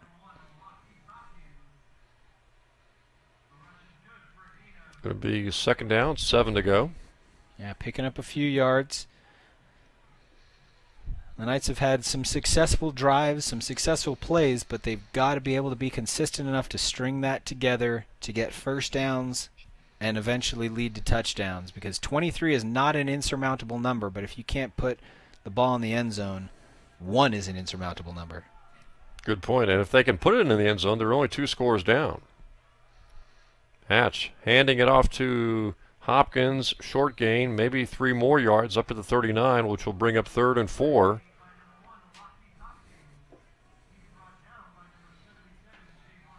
Well, I'm starting to get yards in bunches, not huge bunches, but they just you can get by with getting 3 or 4 yards of play as long as you don't give up losses, as long as you don't give up sacks and incomplete passes. If you can consistently get 4 yards of play, you never get to 4th down. They got Carroll over to the left. 1 receiver split right, 2 to the left, and the go right. And the pass is pulled in for a reception, Wow. I believe, by Lorenzen, making a great grab as he was over there. And it looked like Hatch kind of rushed that pass, Art, but Lorenzen able to react to it and make the catch. Yeah, Brian Lorenzen extending out to get that one in a very difficult position and gets past the sticks, able to get that first down. And it was a great job. It was a little bit rushed, but the pocket was collapsing. Hatch knew he had to get rid of it, and that's exactly what he did. Now we'll see if the Knights can string together a few more first downs and take this ball into captain's territory and put their points on the scoreboard for the first time. We do have a penalty flag.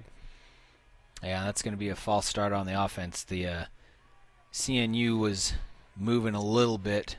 And when you're a struggling offense, Art, it doesn't seem like a whole lot, but again, a 5-yarder that turns it into 1st and 15, that can be really huge. It can derail a drive. Well, especially when that was 3rd down and 4, and they got 5 to get the first down. So they were the Knights able to convert that first down, but just barely. So now starting from 1st and 15, it means you've got to get an extra couple of yards on every single play, and yards are not easy to come by. Clock is not a factor right now, but soon will be with just over 9 minutes to go here in the 3rd period. And the Knights trailing by 23. Hatch rolling left this time. He's going to roll right into a defender and get sacked. For a huge loss. Took a shot on that one as well. The pressure was coming from the backside. He rolled left, didn't see what he wanted. He wanted to cut it back to the right, and when he tried to cut it back, he cut it right back into a defender. Yeah, and you just can't do that without at least giving it a look first. Time is short there. I understand he's got to work with what he's got, but when you try to double back to your blind side there, it is a very, very dangerous proposition, and he paid the price that time. So 3rd and long coming up for the Knights. Or make it 2nd down and long. 2nd and about 24 to go. The ball at the 30-yard line. They'll fake the draw. Hatch pressured again. He throws over to the right side, trying for Carroll. Incomplete. Now 3rd and long coming up here for the Knights. Captain's really bringing the pressure here recently on Hatch. He just hasn't had time to look upfield for a receiver. Yeah, and some of that CNU's secondary rolling up, and credit to them, but you're right. Also, that pressure up front has made it very difficult to work through his progression. He's more worried about avoiding the sack because there's been several of those today. So 3rd and long for the Knights at the 30.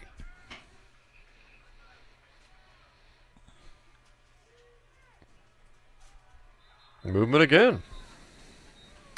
Yeah, that's going to back up 3rd and 29 is, it's about as close to insurmountable as you get.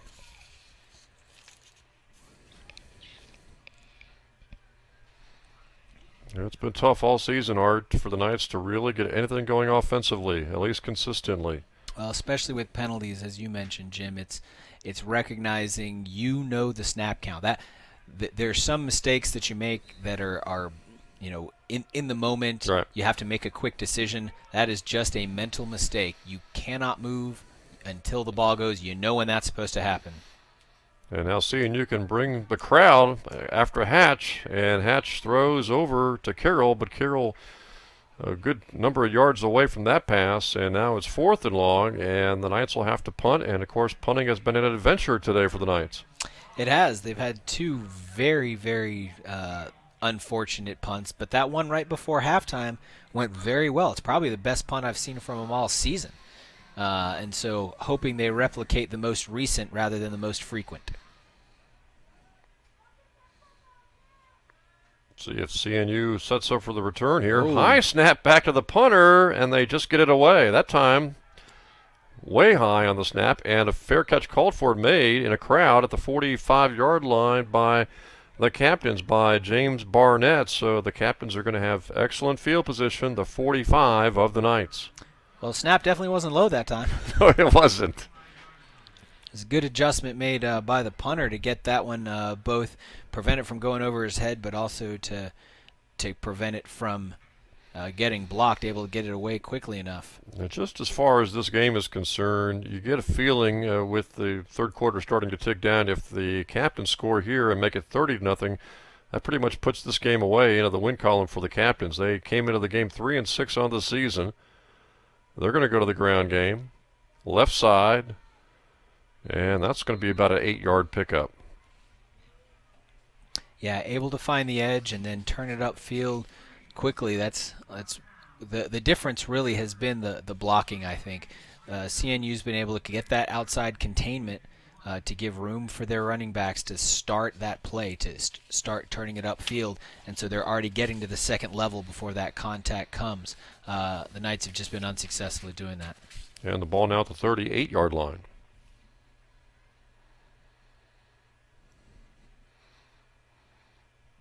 Miller, the tailback in there, picks up the blitz. Quigley is going to throw this one away towards Loudon. He makes the grab. Is it inbounds? Yes, it is. Wow, that was the second time the Knights have applied pressure, and in this same part of the field, Quigley's able to get it away and find a man on the outside. You know, when he threw that ball, it just looked like he was throwing it away out of bounds. Yep. And like you have mentioned, Art, he put it pretty much where only the receiver could go and grab it. Yeah, and it was a great job by Loudon as well, checking in on your receiver. You have a route to run, but you also have to know the situation and adjust. So in that case, looking back, seeing the quarterbacks under duress and getting where you need to make the adjustment. So the ball now at the 15-yard line. Daquan Davis, tailback back in there. Robinson, the quarterback, has his fullback in motion. That play thrown off a little bit, goes over to Loudon. He gets by a defender, sprints to the 5-yard line, and he's into the end zone. Well, and that's a sellout. You're seeing it coming out of the backfield, and you see the opportunity to make a big play, and you run in for it. That's great, but if you don't make that hit, that's exactly what happens. It's either going to be a hit in the backfield for a loss, or if not, it's going to be 6 points. Credit Loudon from getting away from the Knights defender and then sprinting into the end zone to make it 29-0. And now another extra point try coming up here for the captains.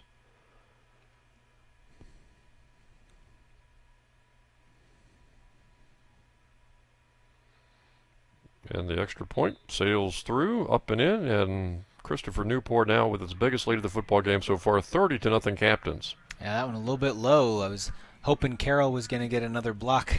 Not so. Well, on senior day, the Knights were hoping for a different result, and at this point, with still the fourth quarter to go, and the Knights offense just wants to get on the scoreboard to avoid being shut out. They were shut out, the offense was, last week at the College of New Jersey. Yeah, and at this point, I think it'd be a huge boon just to get points somewhere, whether it's special teams, whether it's offense, whether it's defense. Just to get points somewhere would start putting some confidence back in this team. I came in wondering today if Tristan Burnett might score for the third week in a row. It's possible. He may still do that. Heck, maybe you stick him in on offense and see what he can do there. That way, I think we were talking about a couple weeks ago. Gonzalez from a couple of years ago had at least 2 weeks back-to-back with touchdowns, maybe 3. I can't remember. At least 2. Mm-hmm. And it's kind of rare for defenders or special teams players to get touchdowns like that. Goes out of bounds. Yeah, lucky that it took the bounce out there. Jared Watts was right there, but allowed it to roll out at the 2 or 3 yard line. So the Knights get a bit of a break here. Yeah, smart call by Watts, not panicking, because in a lot of situations, that's exactly what you do, is that you get that roll, you see it going, you're thinking, boy, I've got to pick it up and do something with this, especially because the difference in the punt rule and the kickoff rule. All depends, I suppose, on what speed. I mean, if it's just sitting there and dying out there, yeah, you almost have to go and grab it. Mm-hmm. Well, but when it starts taking those squirrely bounces, whether it's dying or not, you Right. don't know if it's going to cut in or out, and whether it's going to bounce up and hit you, and then that's even worse. 35-yard line is where the Knights will start it. Hatch all the way at quarterback, except for missing one play when Honeycutt came in, and the pass over to Nathan Wilson for a gain of about 6. That's a good point, Jim. I think that's the most singular effort by a quarterback this year. There's been kind of the rotation that we've gone through at quarterback in just about every game, and I don't know that we've had a game all season where we've had a single quarterback, except for, as you mentioned, a single play. Yeah, and this might be the first game, too, where we've seen, instead of 3 running backs being rotated, just 2, Watts and Hopkins. Mm-hmm. John Harris, of course, getting a lot of playing time earlier in the season. Here is Watts, left side, running with authority, gets up to around the 45. Yeah, lowers that shoulder just at the right time. He keeps upright to gain yards, but just before impact, drops his shoulder, able to get a couple more, and that is a very bad sign. Yeah, Watts limping a little bit, favoring that left leg, it looks like. But Looks like he's almost going to trying stay out there. Looks like he's trying to hide that from the coach a little bit. Last game of the season, he does not want to come out. And he picked up the first down, 1st and 10. Play action to Watts. He's got Hatch some running room. throws, got his receiver, and it's another first down for the Knights. Yeah, great job knowing where the first down marker is. Morgan Smith got the reception that time. Extending for that. So the Knights with a couple of first downs back-to-back on the move here, down by 30. That's Morgan Smith, who's listed as a defensive back, getting some reps on the offensive end. Knights have worked it to the 45 of the captains.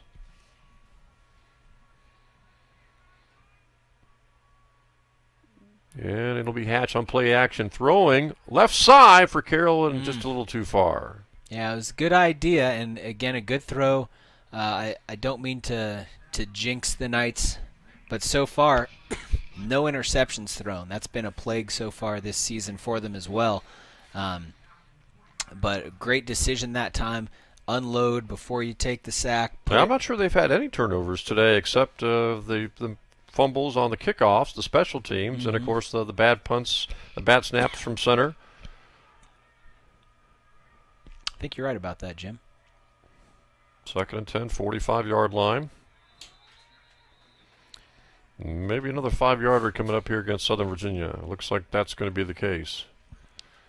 So Another illegal procedure, jumping before the snap call against the Knights. So for those who might not be aware, that's called a hard count. So when the quarterback kind of leans in and sells it like that, like it's a snap, that's meant to draw the defense off and not the offense off. Exactly. And it's designed to draw the defense because they don't know the snap count because they're not in the huddle. But the offense does know the snap count. They should never jump on that because they should know. If you're sitting in that or if you're standing in that huddle and he says on 2, you should be thinking going up the line, you know it's on 2. You should be thinking, it doesn't matter, I'm not doing anything the first time.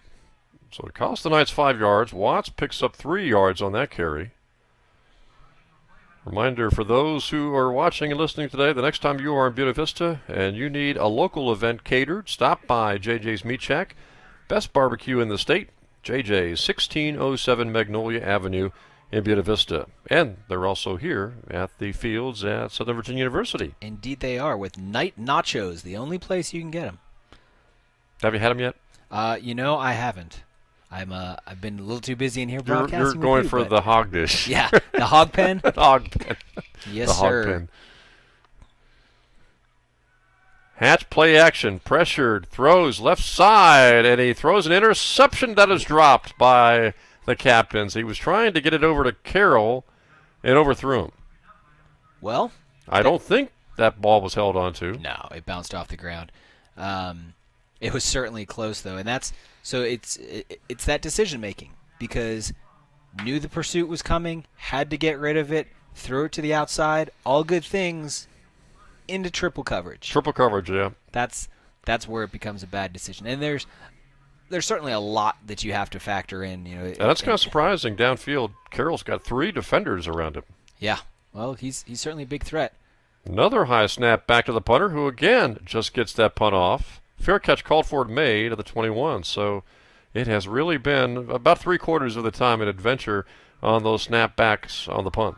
Yeah, well, and so that was kind of a high arcing snap, which is good that it's not into the ground, but when it's and kind of a lazy yeah, hierarchy. well, that's what I was saying. Which allows the special teams for the new Christopher Newport to get in there. Yeah, that's the problem. Is when it's high is okay as long as it's not over the head. But when it's that slow arc, it gives way too much time to get back there. Yeah, if you're the punter, you're thinking, is this ever going to come down? Right. How many guys are coming in on me? Which is going to get here first, the ball or the defender? CNU with a 30-0 lead. Quigley, the senior quarterback, still out there. 5 wideouts. He wants to throw. Malore pressures him.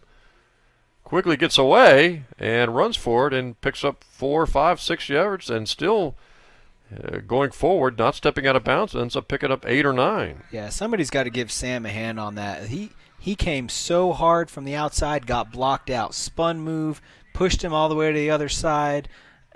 He's got to get help on the other side from somebody. He pursued that from the back side after getting blocked out and was still the man on the end of that. Yeah, Sam has seen the highs and lows a couple of years ago, 8 victories, school record victories, and a couple of years later, New Jersey Athletic Conference, very tough conference, and the Knights have struggled for wins. Very, very true, and he's been that same force all along. Daquan Davis gets the carry, and he gets good yardage up to around the 46-yard line, almost the 46 to the 45 of the Captains. And with a 30-0 lead, Captains maybe waiting for the fourth quarter to pull their quarterback and their top running back. Yeah, you would think so. And as you mentioned, they're probably just looking for some reps themselves. This is their last game of the season as well, so there's a little bit of pride in keeping your guys in there. But you also want to make sure your next or your crew for next year get reps. It's the fullback in motion, and it's Daquan Davis again, left side, and he'll pick up good yardage into Knights territory near the 48 of the Knights. So it looks like the Captains are going to finish off the year with a 3-game winning streak. They were 1-6 at one point, went to Salisbury, scored 51, and then came back with 42 at William Patterson last week, and 30 so far here today. So in the 3 weeks, they have scored over 120 points. Well, that's kind of the fun thing for them. At that point in the season, when you start off 1-6, you know that postseason is not going to happen for you, but it's still fun to play spoiler on some other teams. Here's Quigley on play action, throwing deep across the middle. Jump ball, and Loudon goes and gets it. Yeah, that's a tough matchup if you look at it just for standing right there. You can go stride for stride for somebody. Yeah, Barris had the defense, and it looked like he had the position. Yep. Yeah, but just a 50-50 ball that he was unable to come up with. And so the Captains are in the red zone again at the 16-yard line of the Knights. But again, I have to say, the Knights, even on that play, did not get burned deep. Just did not come up with the stop, but still a better job by the secondary. And great job there getting penetration. Knights able to shut down the ball carrier, Remorse Miller. And, of course, Sam Malloy right there along with him.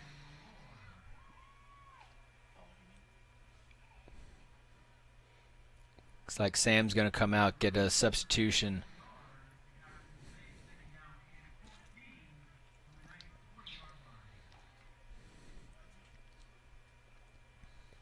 It's a loss of 4, so now it's second down, almost 14 to go.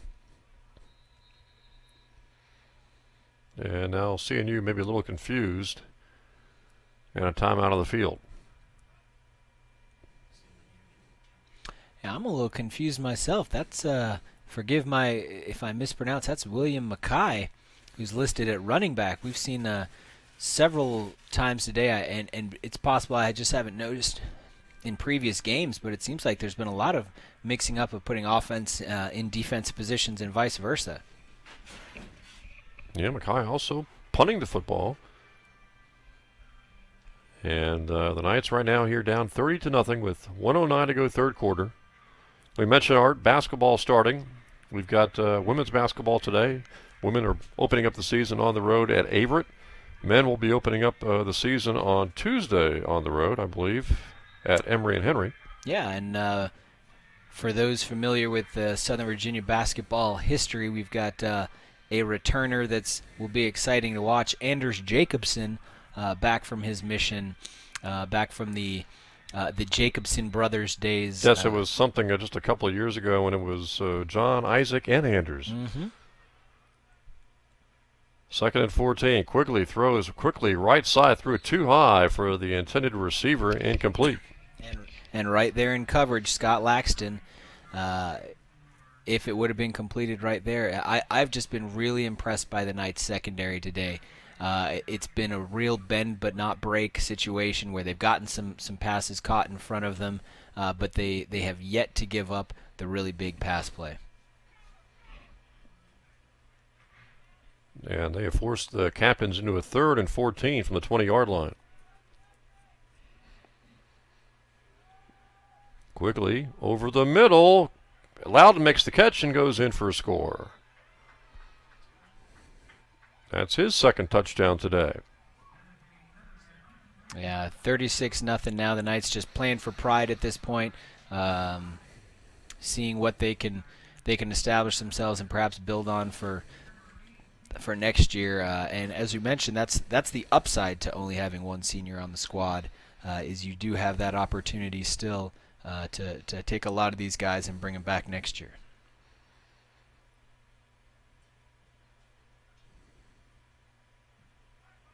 Extra point try, and it's 37-0. And we'll have some good positional battles, I'm sure, when you look ahead to next year's team for the Knights. Absolutely. There's we definitely have some strong folks in different categories. As you mentioned, several quarterbacks have come through the rotation, several running backs. There's going to be a lot to see or there'll be a lot of positions. It'll be interesting to see how they shake out next year. You mentioned women's basketball. We now have a final score for that match. Southern Virginia at Averett loses 72-105. High-scoring game on both sides on that one. Coach Heather Roberts has some new faces on the team and some old faces. Mm-hmm. And that's pretty much the same deal for Tony Caputo for his men's team. You mentioned Jacobson returning for the Knights, and of course they've got Beatty back and Kevin Walker, just to name a few. Mm-hmm. So the captain's getting ready to kick off with now a 37-point lead in this football game. Run back by Owens. Starts left, goes right. Good run back. Good. Almost a great cutback. Slips a little bit, but is able to take it past the 45-yard line. Yeah, still a great return. Could have been a spectacular one if not for that slip. But still, cannot be unhappy with that kind of field position. And now we'll see if the offense can take advantage and get on the scoreboard for the first time in a couple of weeks. Well, that's the second time also that kick return. We've really beaten up special teams today a bit, and justifiably so, I think. But in that scenario, that's the second kick return that's been really good and put the Knights' offense in good field position. Back in the first half, Lakeith Hopkins had that great return. Yep. They got it to across the 50 into Captain's territory. This time on the return, they get it to the 45 of the Knights. Captain showing blitz, play action. Hatch throws on the dead run and throws it short, incomplete. Had a receiver out there, Lorenzen, but underthrew him a little bit. And hard to blame him because he's a right-handed quarterback moving fast to the left. It's kind of hard to stop and throw that ball. Yeah, that's Hatch growing up right in front of our eyes, though, because if you look at that, that's him. He really hasn't gotten a ton of reps this season, and this seems like he's going to be the guy going into next year, I'm guessing, of course, but that's him. He's learned earlier in the game, I've got to roll out. I've got to go where my eyes take me, where I know where the pressure isn't. Clock's going off, throw it. He's really starting to put all those elements together. Second down and 10. Ground game now. Jared Watts up the middle. And he's going to wind up picking up about 6. Yeah, it was a good push that time, making what would have been a very difficult 3rd and 10 down to very manageable. And possibly putting the Knights in position, if they don't pick it up on 3rd down, to go for it on 4th down.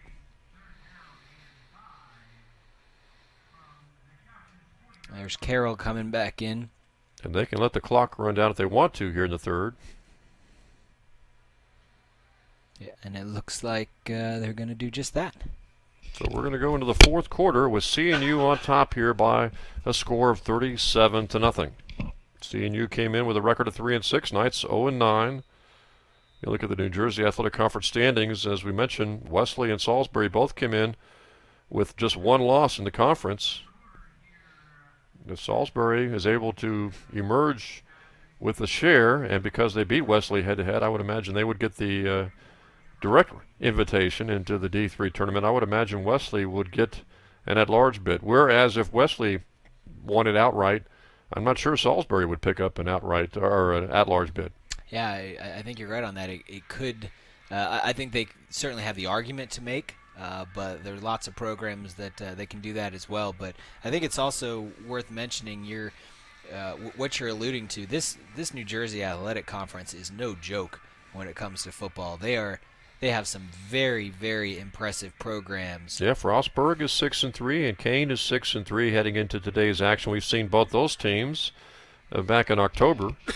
Montclair, another very good ball club. They're trying to win today to go 5-5 to have a 500 season. The College of New Jersey has been pretty good the last few weeks. Yeah, there's just a lot of high caliber teams. So Carroll was on the field before, and now you've got Trevor Miller instead in at tight end.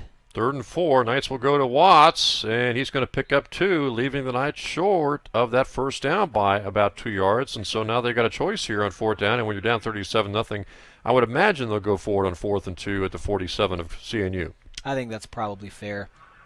That was a little bit telegraphed if you know the team well. Trevor Miller, more of a blocking back, more of an imposing frame as opposed to Michael Carroll, who you can just see coming back in there. Which, if Carroll comes back in, you're thinking, well, 4th and 2, they're going to throw the ball here for this 1st down. Yep, certainly indicates that to me. They have Carroll and Smith split left. And Wilson and they play action or try to, but Hatch pulled it away from the running back, and then the ball pops loose, and Hatch is able to fall on it and grab it, but then immediately stopped.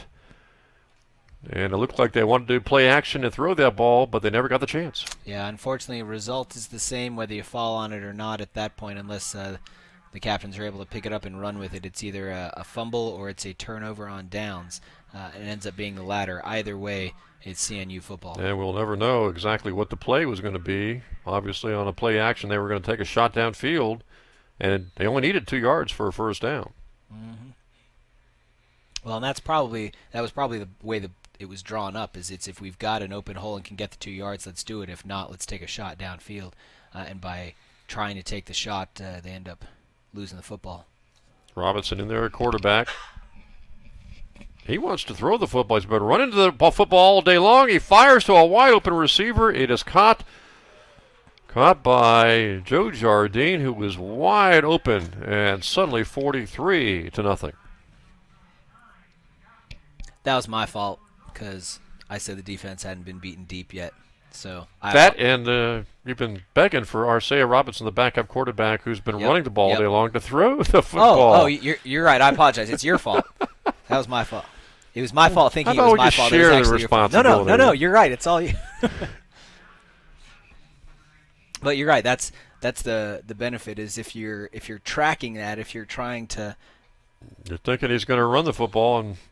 Yep. Boom! Wide open Jardine down the right side. Yeah. If you're learning tendencies, then that's where they can throw you off, and that's exactly what appeared to happen. And CNU is now on top by 44. Well, the Knights offense still has 14 minutes to work with to try to get on the scoreboard here. Well, and that's that struggle that we've mentioned so many times before is your offense sputters on that last play, a blown play where you you snap it, you don't come up with it, or you lose the football in transition in the fumble. You get it back, but certainly not where you wanted to end it. And one play later, you're back on the field. Has to be frustrating for the defense, for the Knights. It's true. It's got to be frustrating for the offense too, though. True enough. But you look at the score, 44-0, and again, the offense has struggled. The special teams at times has struggled. I know the defense is responsible for some of those points, but I actually think the defense has played pretty well today. I do too. I think they've been put in very difficult situations and handled them well. Nice high kickoff down the middle of the field. And it looks like a mistake there by Watts. Stepped out at the 2 maybe? Or the 1. Caught the ball, apparently. That hurts. That hurts very badly. Might have been similar to the last play. This time, though, Watts went over, grabbed it, and apparently stepped out at the 1 or 2 yard line. So the Knights are going to start this drive at the 2. On the upside, that gives the opportunity for a record play if you go all the way to the end zone. Silver linings. You really can find the silver linings. I do my best. You can never get a 98-yard run if you don't start from the 2-yard line. Good point. Is it? Well, potentially it is. Oh. Hatch gets the ball, hands off to Watts. He tries to get out of his end zone and hangs up, maybe picking up a yard. Looks like to around the 3 or so. Well, and another tumultuous snap. Well, to be fair, that may have been the snap or that may have been the receiver. It didn't look like the snap was terribly off target, but not a smooth transition between the center and the quarterback, certainly. The last place, obviously, if you're the offense, you want to panic, is inside your own 5-yard line. That's true. The Knights starting to take some more time in the huddle as it's under 10 on the play clock. They get the play off. Hand off to Watts. Good hole this time. Watts taken off his feet, but not till he got to the 7 or 8 yard line. Looks like around the 8, which would leave the Knights looking at a 3rd and about 4 to go. I think they should probably spot that at the 10. I mean, he spun in the air. I don't think his knee went down until he was on the 10. That'd be very difficult to see from that angle. So they'll probably give it about the 8. Yep. We'd have to watch that one again. Yeah. And the ball right now at the 8 yard line, so it's 3rd down, and it looks like about 4 to go for the Knights.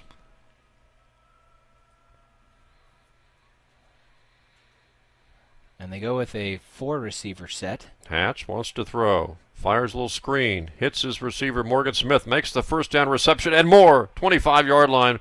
And all the way across at 30 up to around the 33-yard line. That's going to be about a 25-yard gain. Sneaky play that time. That was Morgan Smith intentionally coming back across. It really makes it difficult for a D-back to cover. We'll see it again right here. And he gets a good running start. And a penalty as well. So that's after he gets cut across the field. They reverses the field, but that was a designed reverse of the field. He actually cut across. He took a step back off the line initially and made that cut to his left. And you tack on the 15-yard penalty, and suddenly the Knights are at the 48. They started this drive just a few seconds ago around their 2-yard line. And really getting the ball rolling. Hatch to throw again. Pressured throws. Quick screen to Morgan Smith. Makes the grab. Probably should have dropped it, I suppose. He ends up losing about 5 yards. Yeah, a smart play getting rid of that ball quickly. It looked almost like the same play just coming across the other direction that time by Smith, but got blown up in the backfield by the captains. Mainly by number 29 right there, Mark Anstos, defensive lineman, who came in untouched from the left side.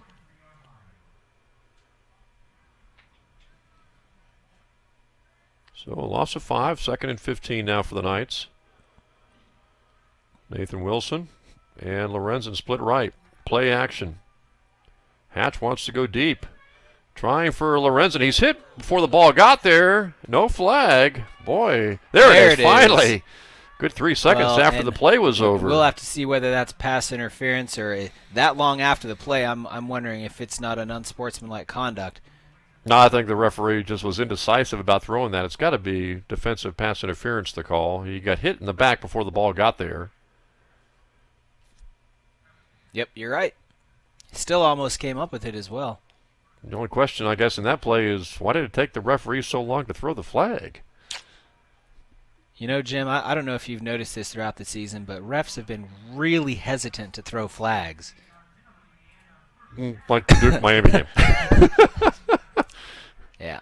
Yep. Two impacts. It really took about 2 or 3 seconds before that flag came over. Yep. I apologize. My sarcasm was clearly insufficient on that, but we've seen a surfeit of flags this year, so it certainly begs the question. So the Knights have it at the 42. And Hatch throws left side this time. Has Nathan Wilson. And steps out. And there's another flag for being hit out of bounds. Late hit. He stepped out of bounds long before that. Yeah, he was out of bounds, a good 2 yards out of bounds, and then got belted. So that's another probably 15-yard penalty tacked on at the end of that play.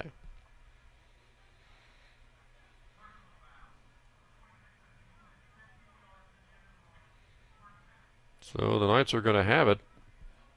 Looks like around the 21-yard line. This will be their deepest penetration of the ball game, I believe. Well, not to mention they started from the 2-yard line.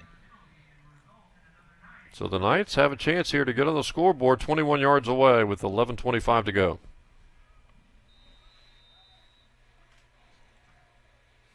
Moving it along. Would love to see them put some points on the board. I'm sure they would as well.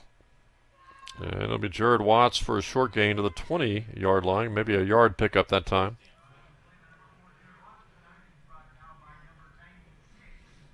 They've been helped along by a couple of big plays, and they've been helped along. 30 yards of penalty yardage, too. Yeah. By penalties as well. We'll have to see whether that trend continues or whether they're able to extend it themselves into the end zone. Knights will send Deering way out to the left, and Lorenzen and Carroll split right. Hatch on 2nd and 9, hands it off to Watts, and Watts' second effort, going. able to get a yard down to the 19. I've said it before, I'll say it again, that's Jared Watts to a T, is until that whistle is blown, those legs are going to keep churning, and he's going to get every inch he can. 5'9", 185 pounds, just a sophomore. Picked up one to make it 3rd and 8. Ball's around the 19-yard line.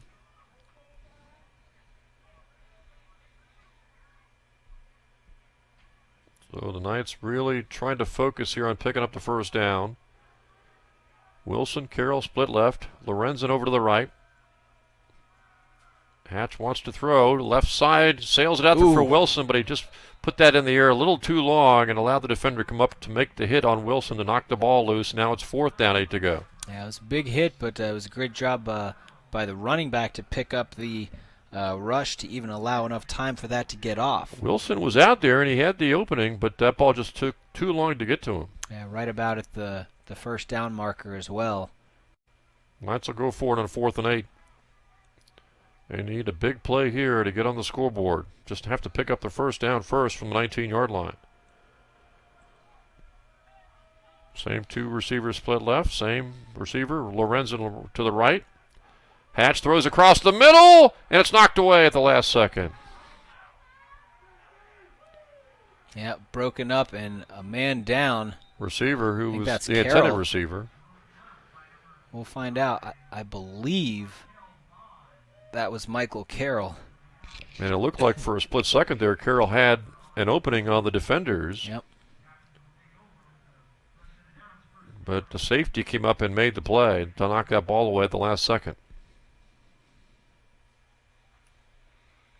Yeah, just a burst of speed by the safety, as you mentioned, able to break that up. It's a great effort by him, but it's good delivery. It is Michael Carroll there. Good to see him up. And we do get a shot of Laney Thompson there, who we were mentioning earlier, in addition to the some coaching staff, and Paul Tobias, another athletic trainer here at Southern Virginia. Yeah, for a split second, it looked like Carroll was going to be able to haul that one in for a touchdown, but the defender came up and made the play. And as a result, CNU takes over the football. Well, no points on the board, but it was a heck of a drive. They were able to put together 77 yards moving down the field because, again, lest we forget, that started on the 2-yard line. So, Yep, 79 yards. yeah, one of the more successful drives today. Took it from the 2 down to the 19-yard line. Just comes up empty on downs, and now the Captains will go on to offense. Yeah, it looks like they've got a lot of backups into the game now. New quarterback who will run ahead for a good gain. That is James St. Hill, sophomore quarterback from Charlottesville. Played at Monticello High School, and he has a good gain on the first play. And first play of the series for the Captains. Yeah, it's got to be kind of bittersweet for the Knights to make a drive that long and really produce a lot on offense but not come away with points. It's got to be very difficult to have that happen over and over again and still go out there as a defense and work to prevent the next score. Another quarterback, new quarterback Ronald Kearney Jr. in there as a sophomore. Good stop. Handing it off to the running back who ends up picking up about 3 yards, it looks like. That's Bear involved in that tackle along with Tristan Burnett for the Knights.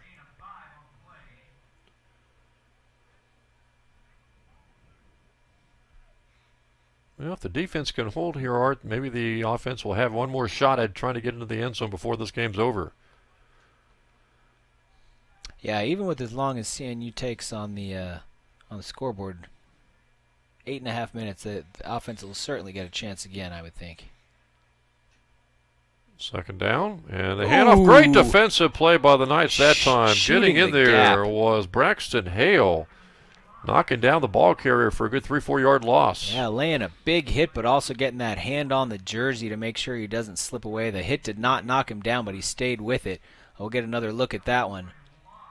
Up on the top of your screen, watch Braxton Hale. Edging that way. He's kind of And cheating then up and just just darts shoots right through. the gap and brings him down. Great shot by Hale. So now it's 3rd and 10 for the Captains after that negative yardage play. Quarterback's going to try to run for it. Picks up maybe 7. Captains are going to have to punt the football with a 4th and 3 coming up. Yeah, a bit of a designed run. That's Bear in there again to kind of get the shoestring tackle.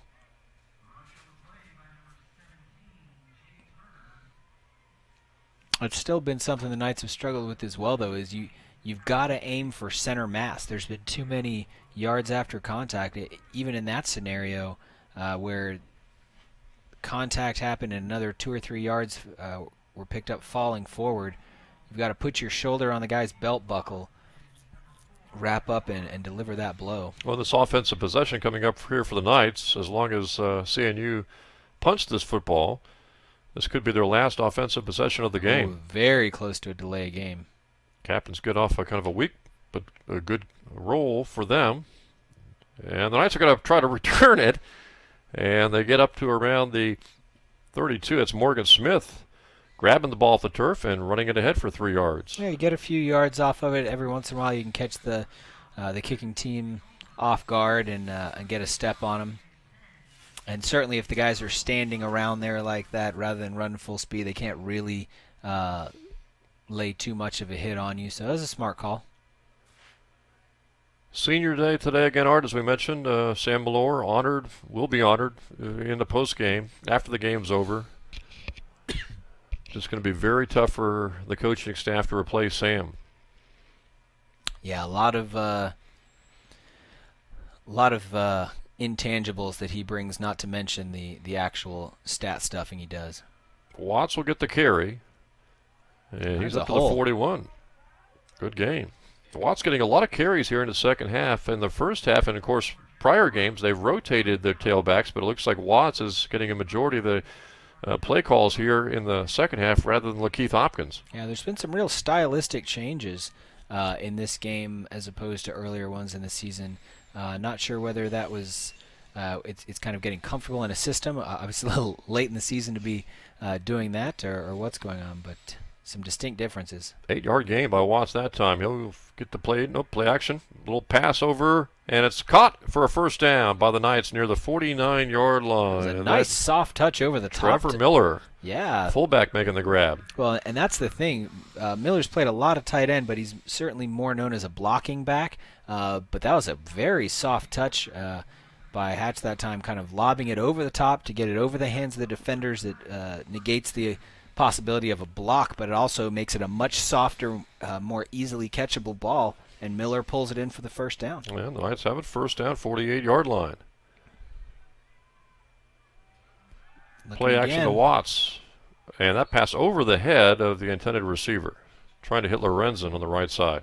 Yeah, that one, just as I compliment the last throw being a really good one, that one just off target.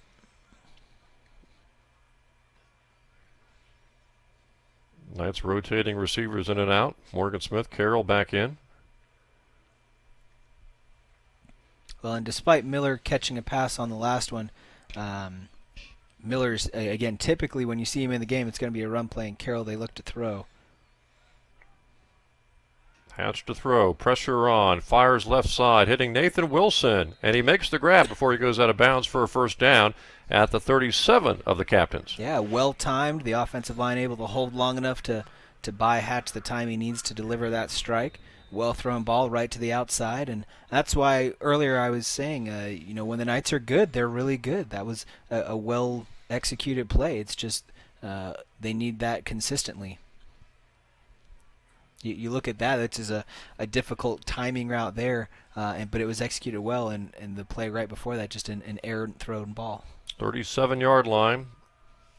Hatch to throw, pressure from the backside, fires, incomplete. He was trying to hit Lorenzen. Yeah, not sure if that was tipped by a defender or not, but certainly flew through a lot of traffic to get there.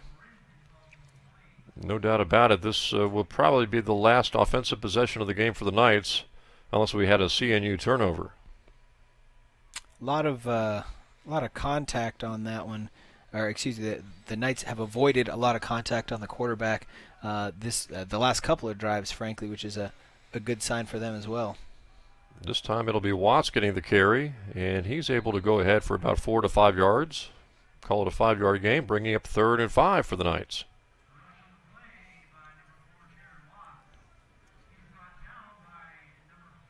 Art, it's going to be a tough record at the end of the season, 0-10 for the Knights, but Sam Allure, graduating obviously, senior, being honored today, and the Knights will have to eventually start thinking about next season, recruit, and try to get some of these young players to really perform at their peak efficiency in 2016. As Hatch will throw deep down the right sideline, but he throws in the double coverage, and it's almost intercepted and dropped.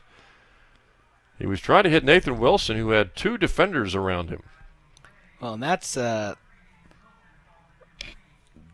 in all rights should have been an interception, clearly, but part of that responsibility is on Wilson to come back to the ball as well. Obviously, you want to get in the end zone, you want to get the 6 points, but you also have to read position and catch it at the high point of the ball, and you can't rely on your quarterback to put it exactly where you need it every time. You've got to help him out a bit. That's the thing, Art. It's 44-0, and I'm not really sure the offense has turnovers at all today. I think you're right. There's been some nears, and there's been a turnover on downs. 4th and 5. Pressure on. Hatch. Oh, there it is, the interception. See, that one was completely on you, Jim. It was, yes.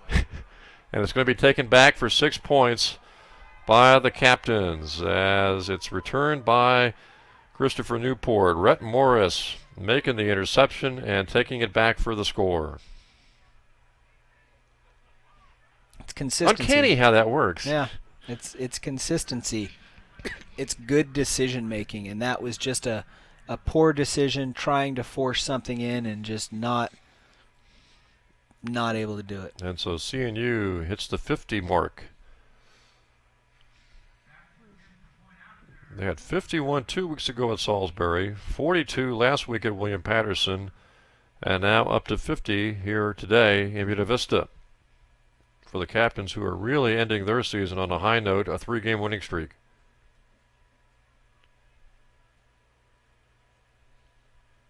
And the extra point try is up, and it's good, 51-0. Well, we mentioned unless there was a turnover by CNU, the Knights would not have it back for another offensive possession, but it's the other way. The Knights have the turnover, and they will indeed have it back for the next offensive possession. Well, that might be the commentator curse too, Jim, because I thought that when you said it, but I decided not to say it. But another opportunity for the Knights. They've had some great special teams returns, a couple of kickoff returns that they've brought back to or past midfield. So an opportunity now to execute something big there and either break something big or give the offense, who a couple drives ago really drove down the field, an opportunity to show that wasn't a fluke.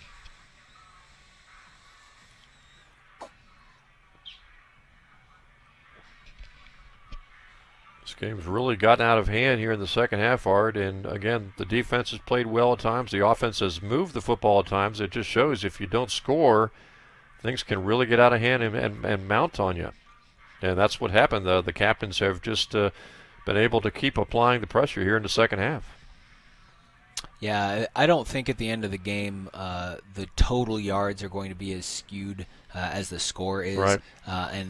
Or even as skewed as it's been in a few previous games for the Knights. They have done better today than they have in the past. It's just, like you said, it's getting the ball in the end zone that they've just not been able to do.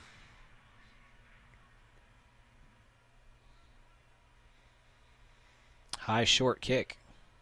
Returned by Jared Watts, and he steps out. Oh, he takes a savage hit at the 32-yard line. Oh, and there's some extracurricular on the end of that as well.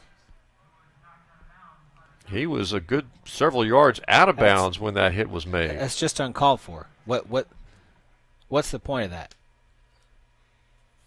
That's just absolutely and you can't even for. use the excuse of backup player doesn't get a whole lot of playing time, blah blah blah. Yeah.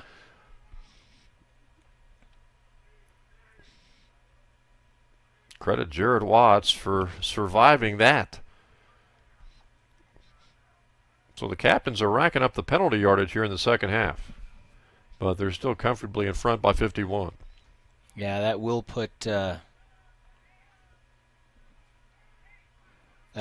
Knights in and good it's amazing. field You see position. number 4 standing out there, Jared Watts, tough customer. Yeah. Well, lest we forget, what was it, 2 or 3 drives ago, we saw him hobbling back into the huddle. Yep. But so the Knights are going to start the football near midfield, 48-yard line. Let's see if they can take advantage of the good starting position and get on the scoreboard before this one ends here in Buena Vista today, as Watts gets the carry, picks up 2, almost 3 to the 49 of the Captains. yeah, the Knights have not had great field position throughout the year at times, for the most part, but that's certainly not been an issue today. Several times now starting around midfield. Of course, for those who were with us in the first quarter, this game got out of hand quickly, out of control for the Knights. They fell behind in the first minute, 9-0. And have been playing catch-up all game long. Play action. Watts with a nice block. Pass. Oh, dropped. Trying to hit the tight end Howard, and that one was a little high. Couldn't bring it down. Now it's third down. Yeah, but again, it was a good thought. Put it in the right place. Got rid of the ball when he needed to, but it's all these little things that have to work together. And in that case, everything down to the catch was great, but unable to pull it in. 3rd and 7. Don't have to pick it all up here if the Knights will go for it on 4th down. And no reason they won't go for it. As Hatch to throw. Screen pass being set up, and the Captains knocked that ball away from Watts. Good defensive play by the Captains to sense a screen pass coming up and bat the ball down. Yeah, Colby Beecham really extending to get a hand on that. And it was after a good adjustment by Hatch to lob over the top there, just not quite high enough. At first, the Knights thought they were going to punt, but really, you're down 51-0, Art. 4th and 7. You may not see the ball again, and the offense will stay out there trying to pick up the first down. Yeah, at this point you got nothing to lose. You might as well take a shot at it. And again, it's the last game of your season. You should have some fun. Do something quirky. Do something unexpected. I'm not sure they're going to get this. They just get it off. Play action. Hatch to throw left side, and the defender hits first down. Morgan Smith. Thank you, sir. Yeah, the defender wanted the interception for some reason, even though it was fourth down, Art. Yeah. That was just a bad defensive play, not only running into the receiver, but even if the receiver makes the catch, you just tackle him, and he's 3-4 yards shy of the first down. That is James Barnett for CNU handing a first down to Southern Virginia. I don't know. That's situational awareness. Doesn't matter if he catches that ball if it's before the sticks anyway. You know, if you're grooming a guy for future seasons, even though if you're on top 51-0, that might be an aggravating play for the CNU coaches. Yeah, very true. So now the Knights have it at the 34-yard line. You would hope the late hit out of bounds here would be that same. True enough. That same thing. Lorenzen and Wilson split over to the left. Watts in the backfield. Play action, and Hatch steps up, throws, and Lorenzen tried to grab it and couldn't at the 15-yard line. Yeah, great job getting that ball away. That Hatch is starting to get that clock developing, and that's why I've really had a tough time seeing quarterbacks throughout this season not stay in for the whole game, because there's so many different situations that you're put in that you've got to learn all of it. You've got to be in there long enough to have that develop. We've seen Hatch come along a lot just in this game over the course of it, and so he's learning and adjusting to that. So it's a great delivery by him, just kind of an awkward reach by Lorenzen and try to get it. Watts will get the carry. Nice gain. Down to the 27. Picked up 7. Brings up 3rd and 3. And his face mask was on the ground at the end of that play, and he's still driving the legs because his knee wasn't yet. Just such a...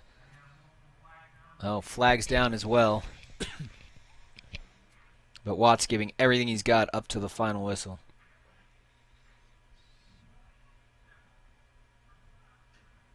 Dead ball on the Knights. Yes, we did see Alex King come in there at the last second and grab captain's defender who he thought was maybe piling on Watts and pull him off the pile, and apparently picked up a 15-yard penalty for that.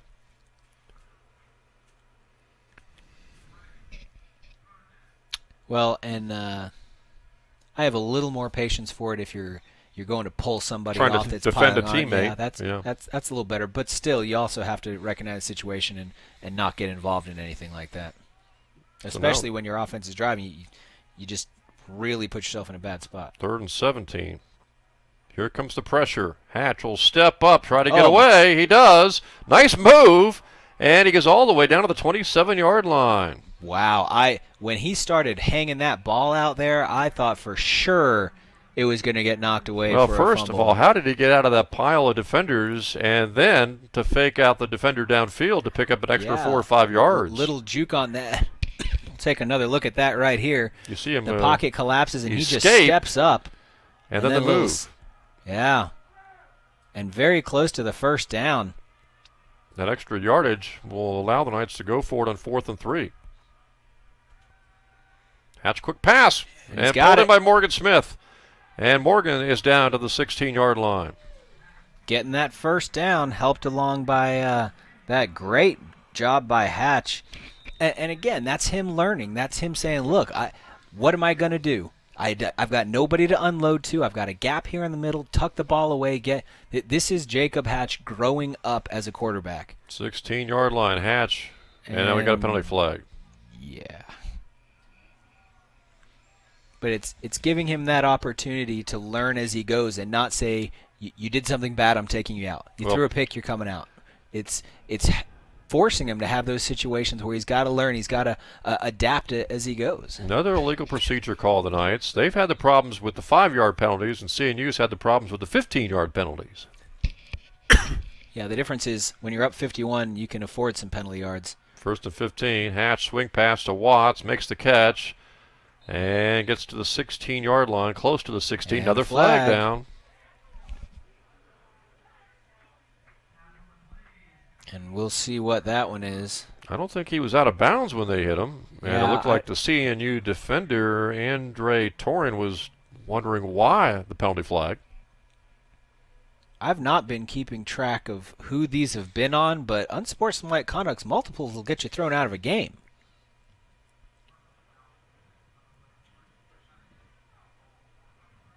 So another 15-yard penalty goes against CNU. So I didn't see where the foot was on the sideline or anything else like that. That was close. Yeah, that was not. I would not say that was egregious that time though. Yeah. So I don't know about that call. So now it's down to the 8, and it's 1st and goal for the Knights. Trying to get on the scoreboard for the first time today and the first time in a couple of weeks. The offense. The offense did not score last week at New Jersey. Here is Watts. 5 and down near the 4. Clock management starts becoming an issue as well. You're under a minute 20. Should have plenty of time. Either you're going to get in or no. And the ball's now down to the 5-yard line. Hatch to throw. Now he's going to run the quarterback draw, and he's into the end zone. Yeah, great job by Hatch that time. Not sure if it was a designed run or not, but if it was It did look like it was purely by design, a draw play where he was starting back, and certainly there was a lot of running room too. Yeah, either it was a designed run or he made that decision very early to tuck and run. Either way, great decision. And this is a la Oregon Duck style, starting out wide and then deciding after assessing the situation to pull it in. And so Morgan Smith will attempt the extra point. Burge holding, and it's good. 51-7 with 59 seconds to go. Here's the replay of that. You see him pulling back, and yeah, the telltale on that is receivers were not looking back at him. They were running their routes, but on something that short, typically if it's a designed pass, your receivers will be looking back for that opportunity. Not looking back, it's kind of that sign of, I'm just here to sell out. I'm here to get the defenders away. Spread the field a little bit. Yep. But whichever. So now the only question here is, Art, and again, you've got nothing to lose, onside kick. Yep. Well, if nothing else, it's that situational practice where you don't get to onside kick all that often. You can choose whether or not you want to get a little practice at that. Of course, it is your last game of the season, so practicing for next season, certainly not for what you're doing now. But, yeah, I could see it going either way.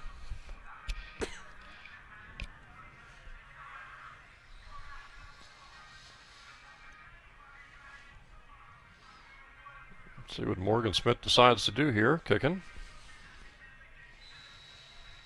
He did spend a little extra time out there lining up that football.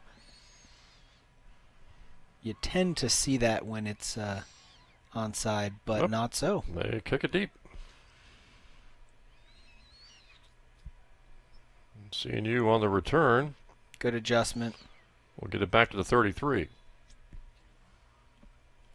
That was a great job by the Knights, staying in their lanes, pushing down, not giving an inside or an outside route. Everybody making sure their zone is covered, not allowing for the big return. So Jacob Hatch with a touchdown run as the Knights offense gets on the scoreboard for the first time in a couple of weeks. And it's a good way to end up what's going to be an 0-10 season for the Southern Virginia University football team. Well, and you're right. Rounding that out with a score is nice. Again, the announcement of the stadium is a big thing. I think that'll be a great positive, something to take into the offseason and be excited about. And if you're a Captains fan, they're ending their season on a high note, 3-game winning streak. Mm-hmm. Running play is going to pick up 8 yards that time for Justin Cormier. He is a senior running back.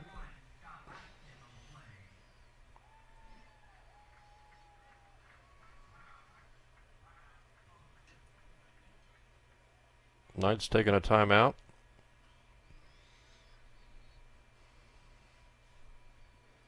Sam Malore coming out and being honored.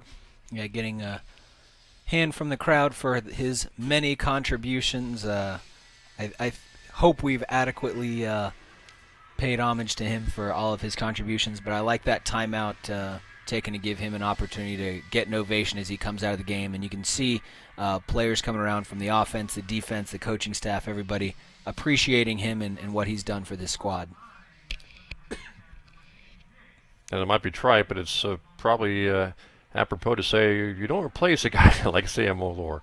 No, you absolutely don't. Well, and you cannot replace a guy like Sam O'Lore. You have to pick a guy and have him choose to develop into somebody like Sam O'Lore, and even that's not going to happen overnight. That happens over the course of 4 years. It took Sam 4 years to get to where he is in this program, and it's going to take somebody else making that same commitment to get to that same level.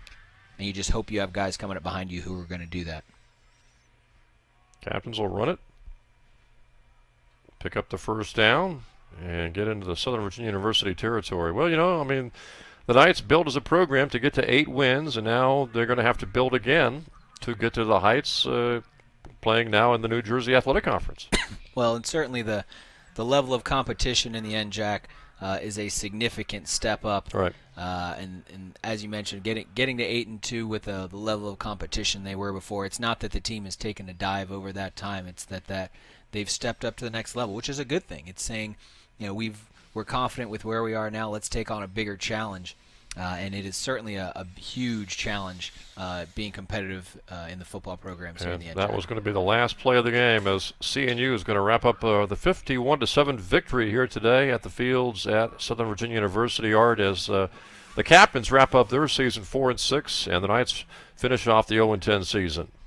Yeah, difficult pill to swallow, but again, Sam, the first one out there on the field, and you can see looks like a little bit of a reputation there. Even the coach taking an extra minute there, or the coach of CNU taking an extra minute with Sam. Great to see that sportsmanship. So, Art, this one wraps up the 2015 football season for the Knights, and now everybody looks ahead to winter sports, including basketball. The women got their season underway today at Averett. The men will start on Tuesday, and the first home game for the Knights for basketball just around the corner, I believe, coming up on November the 24th. Yeah, lots to be excited about. As we were saying in the interview with JD at halftime, there's football season certainly didn't end up as the team would have liked, but still lots to be excited about with the other seasons getting started, with the growth of the university, the building of a stadium. Lots going on, lots of great stuff here. So that's going to wrap things up here from the fields at Southern Virginia University. Once again, your final score today, Christopher Newport wins at 51-7. The Captains finish off the season 4-6. The Knights 0-10 on this season. And that'll finish things off here from the fields at Southern Virginia University. For Art Furler and all the crew, I'm Jim Bresnahan. Thanks for joining us again today, everyone.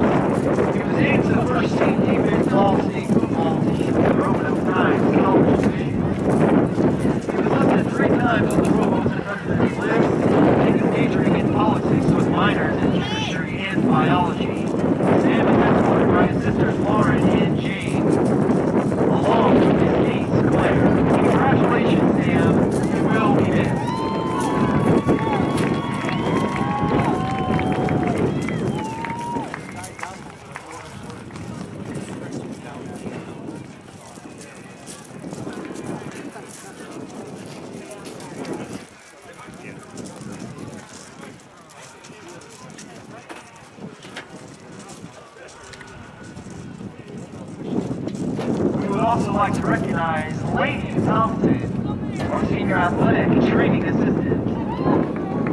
Lady is graduating this year with a minor in athletic training and has assisted with the football team their last 2 seasons. The American Fork Utah native served a mission in Manchester, New Hampshire, and also played 4 years for the Southern Virginia softball team. Laney has been a pioneer in the athletic training minor and has been appreciated and loved by the football team. Thanks, Laney, for making our program better.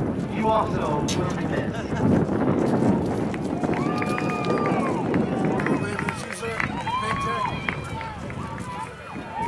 Congratulations to all of our seniors, Maggie Wustapua, Sam Malone, and Laney Thompson. And good luck with the rest of this year.